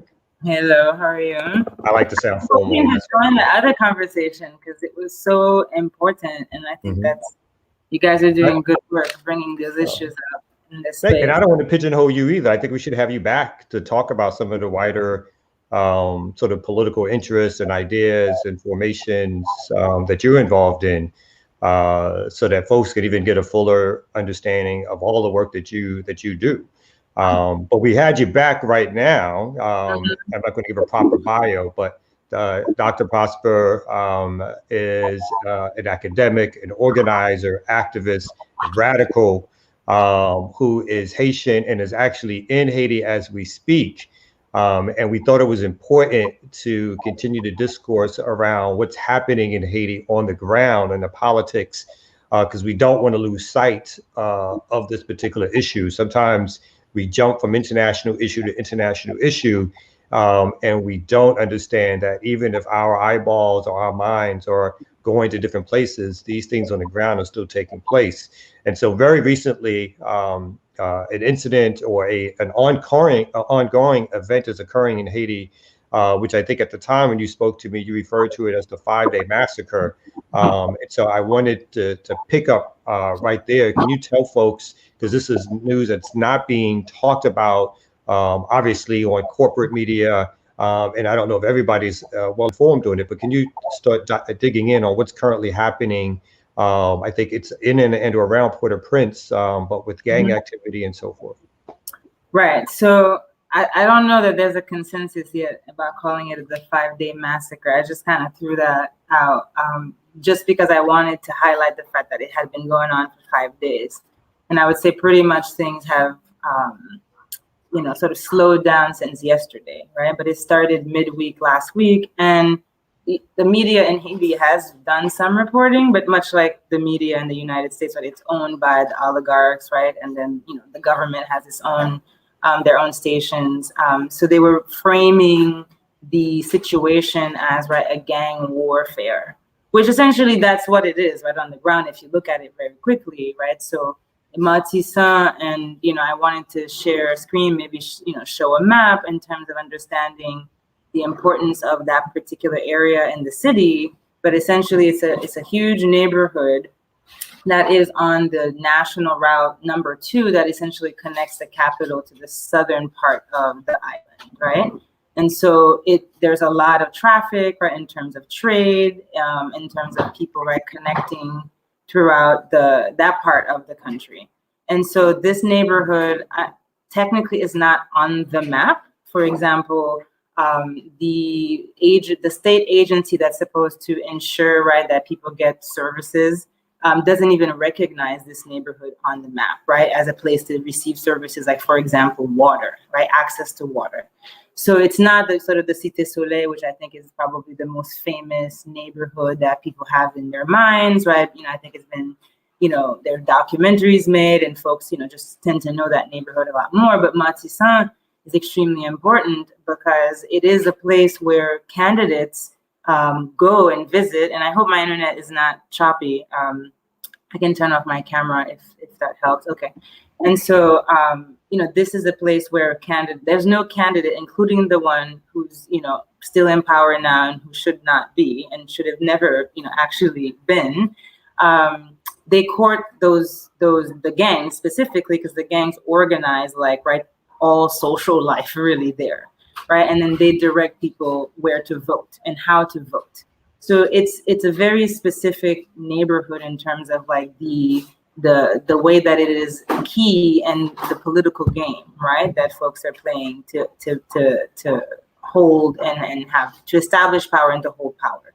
But as I'm saying, right, there's a special issue that came out in North American Congress for Latin America on Haiti in March, where there's a piece that talks about, it's called The Political Anatomy of the Armed Gangs of Haiti or something, and gives a lot more history about how these gangs came to be, right? If people want to dig a little deeper.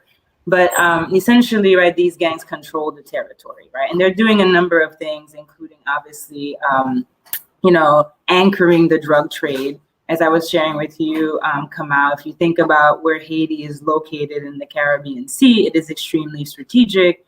in terms of trade, right? Illegal trade coming through South America into the United States, but also that in 2015, and I'll say this, right? This particular party, and has been in power for 10 years. And the reason there's been such staunch resistance against them is that essentially they're facilitating, right, the new scramble for Haiti, right? They're basically giving out acres and acres of land to the oligarch in Haiti who represent multinational interests, right? And so one of the things that they were able to do is establish a port, which is a free trade zone in the Bay of Port-au-Prince, that is a port that can receive Panamax boats, so boats that come through the Panama Canal, right, which suggests coming from Asia, right, into the Americas. So, there's a benefit to having Haiti be in chaos, right? Because then you can do whatever the fuck you want, right? You can trade whatever you want, including, right, guns. Because in a country where we're barely producing food to eat, right, we're not producing guns, right? So someone is bringing them in and someone is distributing them, right? And there's several people saying, right, it's the government, it's the oligarchy, right? It's all of them, right? Because they benefit from the chaos to move their agenda. And something I shared with you about last year, what happened in May, is that, about 9 gangs federated into, right, they're calling it the G9, right? Which I think is obviously clever since they're sort of borrowing language from the UN. And, right, they are extremely organized, right?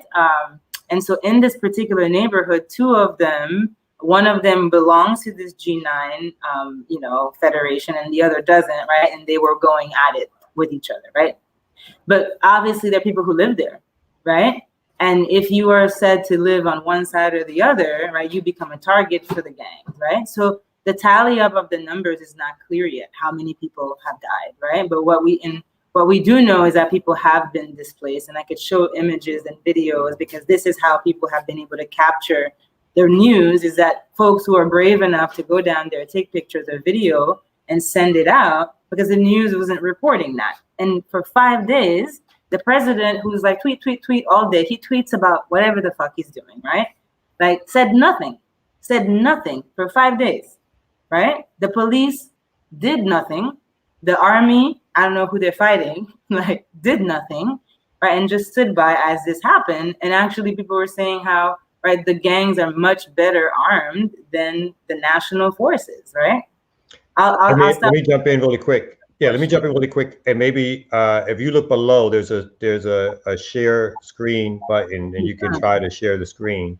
But I just want to quickly recap, because what you're saying is, as over the last 4 or 5 days, there's been, let's say, massive gang activity that's forced people to leave their homes. There's been dozens of people who've been killed.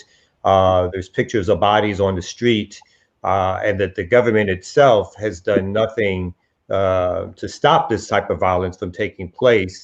And again, I think we're inferring that in the background of all of this, the government and or other agents, other groups are supplying weapons to these gangs to help cause this chaos. And I think, as we talked about earlier in the week, part of the possibility is that this chaos, they want this chaos to continue going because, again, it may give them cover in terms of this constitutional amendment, in terms of not having future elections, in terms of bringing in, again, United Nations forces or other military forces, also to say that Haiti is too unstable right now to have an election. So all these factors are at play, but obviously the most serious thing that's happening right now is that folks are being displaced, that there's violence happening in the streets.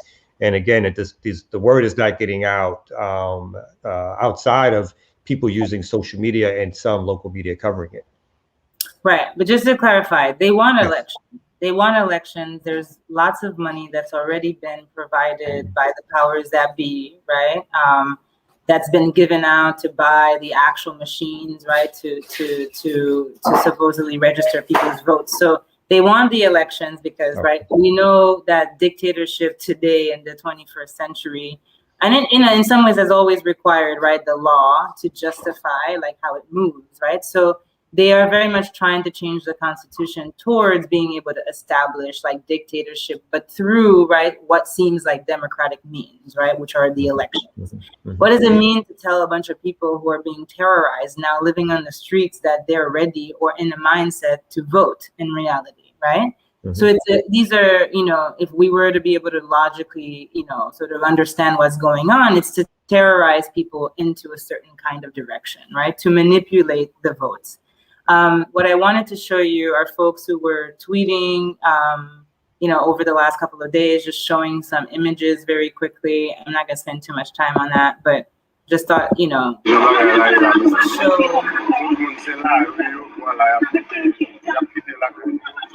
I think you have to share. You're not sharing the screen.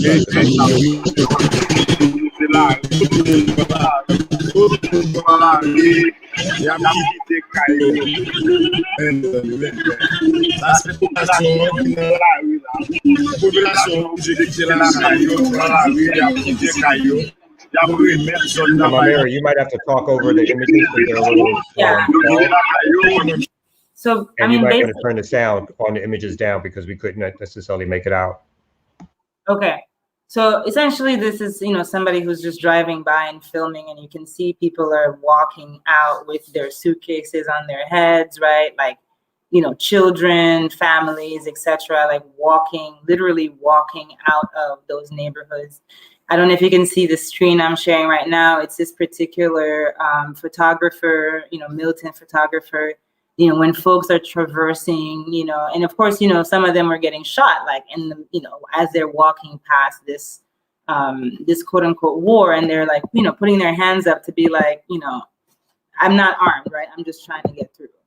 And, you know, I can share some of these links if folks want to dig a little deeper and see, and I'll stop sharing, but I wanted to get, you know, some images up for us to see in terms of what's going on. What's happening now in terms of, I guess, you know, what's being framed as the social justice movements? You know, again, it's been a few weeks since we've had a discussion about this. So and at that time, there were mass protests and mass rallies. It seems, you know, now maybe 6-8 weeks later that those mass rallies, again, either they're not being reported upon or they are not as frequent as they were several weeks ago. So what's happening now in terms of mass movements, trying to continue to put pressure on this government to either resign or to at least have the prime minister resign? Right. Well, so I'll just say that today there's the Organization of American States that has a delegation. Like they landed yesterday and they're having a meeting. And so, you know, there's also, you know, like has the same way that I have to come here to tell you this has been happening, right? Like I'm not sure how much they know or if they knew that they would give a fuck, right? Because Black lives definitely don't matter, certainly in this place. And so I think that the social movements have been, we're not seeing mass mobilizations, but every time that the government goes to different parts of the country, sort of, you know, trying to gain legitimacy for the referendum, people shut them down. You know, people show up at the meetings, they shout at the meetings, they shut the meetings down. There was even in Tigua, which is another part, this is the southern part of the country, like the people tied up, the representatives, they were like, nah, you know, we're not buying this constitutional change thing you guys are peddling.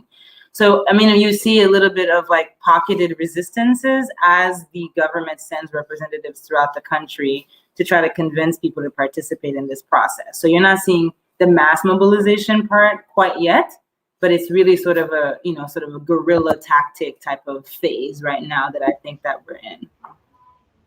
Yeah.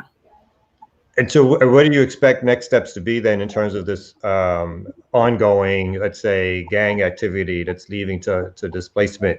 The power of the gang seems to be growing. They seem to, at times now, and again, based on the prior discussion we had, if I'm not mistaken, that they're seizing buildings, police stations, areas of land, and they're almost beginning to be in a position of self-governing certain areas of Haiti. So can you talk a little bit about that and what's happening around that?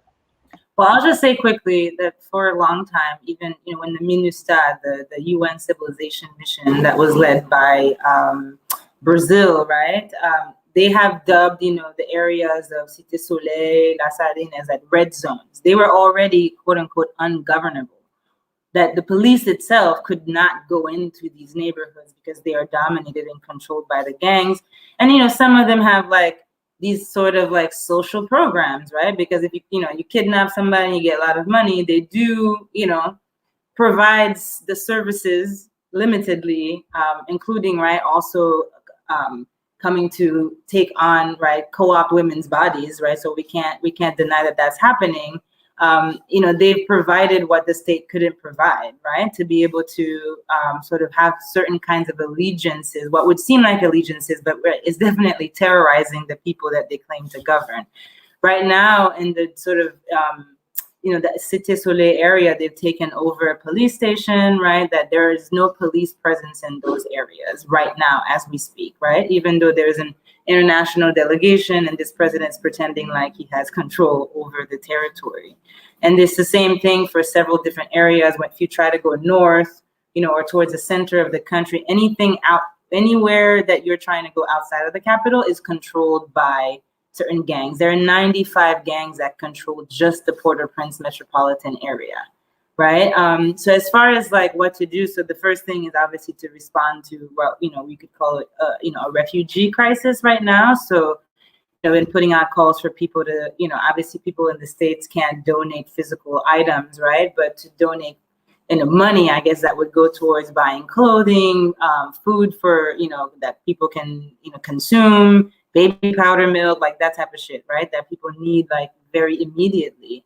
But I think there are certain conversations taking place about perhaps a different sort of innovative approach to doing solidarity work with Haiti, which might involve, right, like those of us who are, right, radicals, up into the liberals, right, who would come on the ground, not just for another sort of like, let's produce a report and say how, human rights are being violated here, but to confront the international on the ground, right? Because Jovenel Moïse has been in power and though protested almost every fucking day for 3 years, remains in power. And when Aristide, whether you're pro him or not, this is just, objective facts, like barely had like one protest and then he was out, right? And so we realized that, there is a battle that has to take place within the international, and many of us did stand up, right, several months ago in the international to confront the United States. But some of us are thinking that it should be that there's a group of people who come here and confront directly the international, right? The core group that have members, of the UN, the OAS, and certainly the US, Canada, France, etc. That there needs to be a confrontation that happens between the international and the international right here in order to bring visibility to the issue, right? Like not just going to Washington and shouting at people or going to Congress to testify, like they already know, right? We got to try, I believe, something else, right? And something that hasn't been done yet. And lastly, and not caucus delegation. I'm talking about y'all, like, you know what I'm saying? I got you. And lastly, I mean, you've been behind the scenes organizing a coalition of organizations, both here in the States proper and across Latin America. Can you talk a little bit about the coalition and what you're hoping that this coalition will do in the future? Right. Yeah, so we have folks in Canada, obviously the US, Dominican Republic, Puerto Rico, Uruguay, Brazil. I'm probably blanking on one more, but right, the idea was that, right, it has to be an international response and that it can't necessarily be all around, right, the US. We know the US is super powerful, but we know also there are other, right, what we could call sub-imperialist forces in the region that should also be taken seriously, like a Brazil, for example, right? I didn't mention Argentina, because these were the groups that were instrumental in occupying Haiti in 2004. It was the Chileans, it was the Bolivians, right? It was the Argentinians, it was the Brazilians. So it's important not to underestimate those people, those powers, right? And those countries that are being overtaken by right-wingers who are also instrumental, right, in the demise of Haiti. So for us, it's important to sort of also take away and not reproduce that US hegemony by saying it's only the US that matters for us to focus and put pressure on, right? And I would say the Dominicans have been probably the most active in our international coalition. You know, Black Dominicans, like, I mean, this brings like all kinds of joy to me, right? Like to see Dominicans like standing up with us like over and over again. And, you know, one of the present campaigns that they have is to fight this wall that both the Haitian and Dominican government are planning to fund. And I believe it's Israeli contractors who are going to be building this wall, right? And they're hoping to transform the border area into a massive free trade zone and, you know, have a bunch of Haitians they can come and throw in there to work on plantations, garment industries, right, to produce shit that we're eating and wearing over here, and get paid shit money, right? Like basically slave labor, right? So I think that for us is the analysis of why it's important to have like more than just US folks present in this coalition. And so there are a series of actions being planned actually this week on the 11th, right, that are going to be targeting the US specifically. So regardless of where everybody is across the Americas, they're going to be picking a symbol, right, of the United States to protest, because we got to keep like annoying them, right? We got to keep poking, right? And show that, right, we are not going to stop until we are able to deliver what the Haitian people have asked us to support. So lastly, can you tell us a website that we could go to, a place we could go to find out more information about the coalition? Yes, I could drop it here so that you get the spelling. We chose to Creole spelling because it was sort of like the more neutral thing to do than like make it English, because then we'd be doing that whole like US and English speaking people are the most important. So it's called levecampe, LEVEKANPE.org. And so we're still updating the website. I'm very happy to enlist any support that people have technically to help us like make the website, you know, the kind of glossy cute that everybody thinks makes, you know, that you're doing real action. So, you know, happy to have some boost on that. But the site, you know, is going to be updated over the next couple of days to clarify some things for people, and then, you know, be able to plug into this next wave of action that we're planning. And I believe many US folks are, you know, listening in and wanting to jump on that as well. Thank you so much. So on that note, Dr. Prosper, we are grateful and thank you to have you on the ground doing this work that you've been doing. Also part of the Pan-African Solidarity Network, part of Community Movement Builders, again, organizer, activist, and then we're going to have you back again, not only to talk about this issue, but broader issues of concern in terms of the things that you do. So thank you so much. And let's get back to the RemiX show.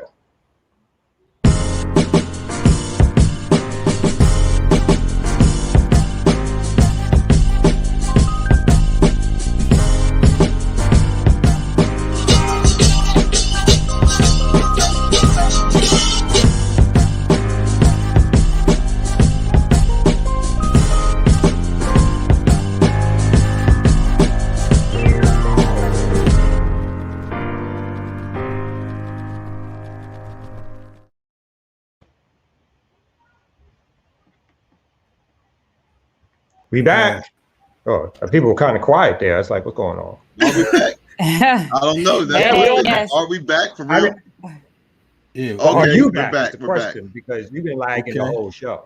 So are real dope segments today. You know what I'm saying? Yeah. I think that Doc CBS and Doc Layla are gonna give us a wrap up rundown of what we talked about today. Yeah. You know what I mean? Let's go. All right, so y'all, we had a lot today. So the first thing I want to say is shout out to Jared and his lovely wife for 17 years of marriage, and I'm not going to Annie and all of that other stuff. Secondly, I want to say, Kalanja, you're a hater. You cannot watch the third house party. You just cannot. Like Robin, that was shenanigans in the first house party. Like you gotta go to the real. Ain't my type of hype. Like you, like the rest of them ain't nothing. So I don't even know what to say to you about that. And that was one of Robin Harris's last gigs because he passed that same year. Well, I love Robin. Shout out to him. Okay, all right then. So go back and watch number one. Then we had Joe Biden and Kamala Harris on their normal foolishness, talking about our inability to succeed in Black businesses because we don't have Black lawyers, I guess. and Kamala running her BS in Guatemala as usual. Then we had the interesting story about what's her name, Kalinani. Messing me up. But you know what's really interesting about that story is that one of the things that she says is that she was misinterpreted, and that so much of the conversations about race take place from this very kind of dispassionate position. And so she raised that story as a way of drumming up investment, right, in the audience. And that's really interesting to me because I think, you know, those of us who live these lives every day, we have a different type of investment. Then Kalanji brought us back to the foolishness with Umar, and I don't even know why. I'm just tired of talking about that man, so I can't even say anything about him.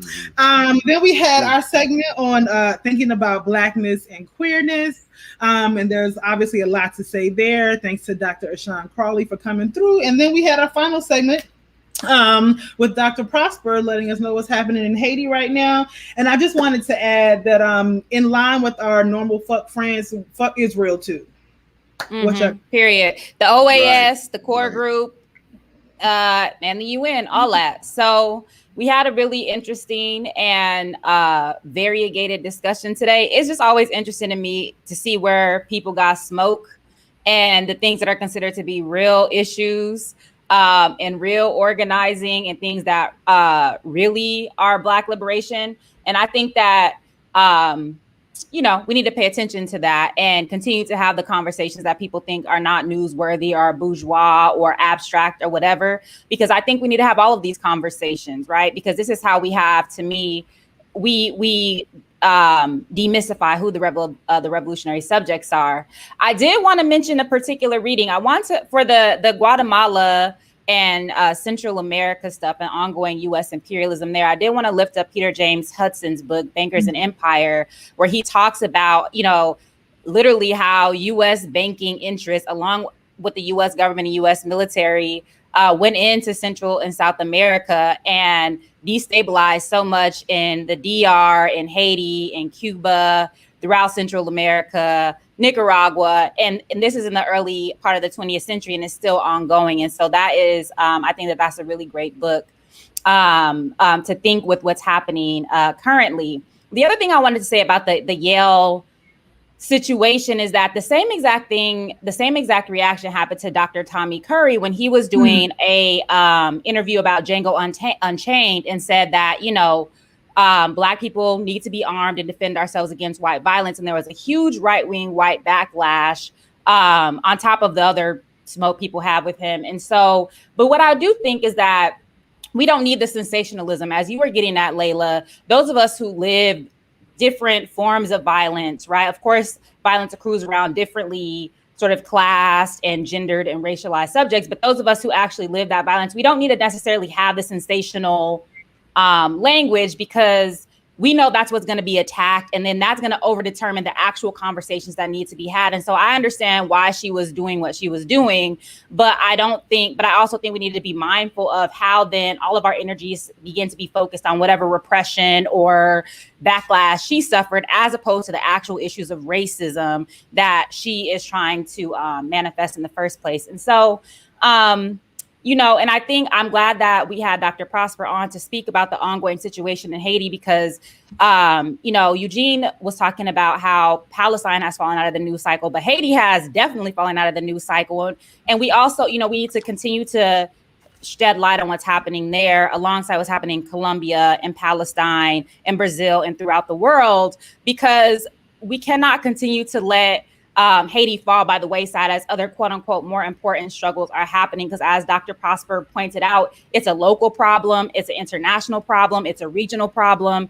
And this is not to say that that Haiti needs the West to save it, not at all, but rather that it's incumbent upon us in the heart of empire as taxpayers, not only in the US, but in other countries, to be paying attention and to do something, right? And so she offered up some solutions as to what can be done. So that's all I wanted to say about all that.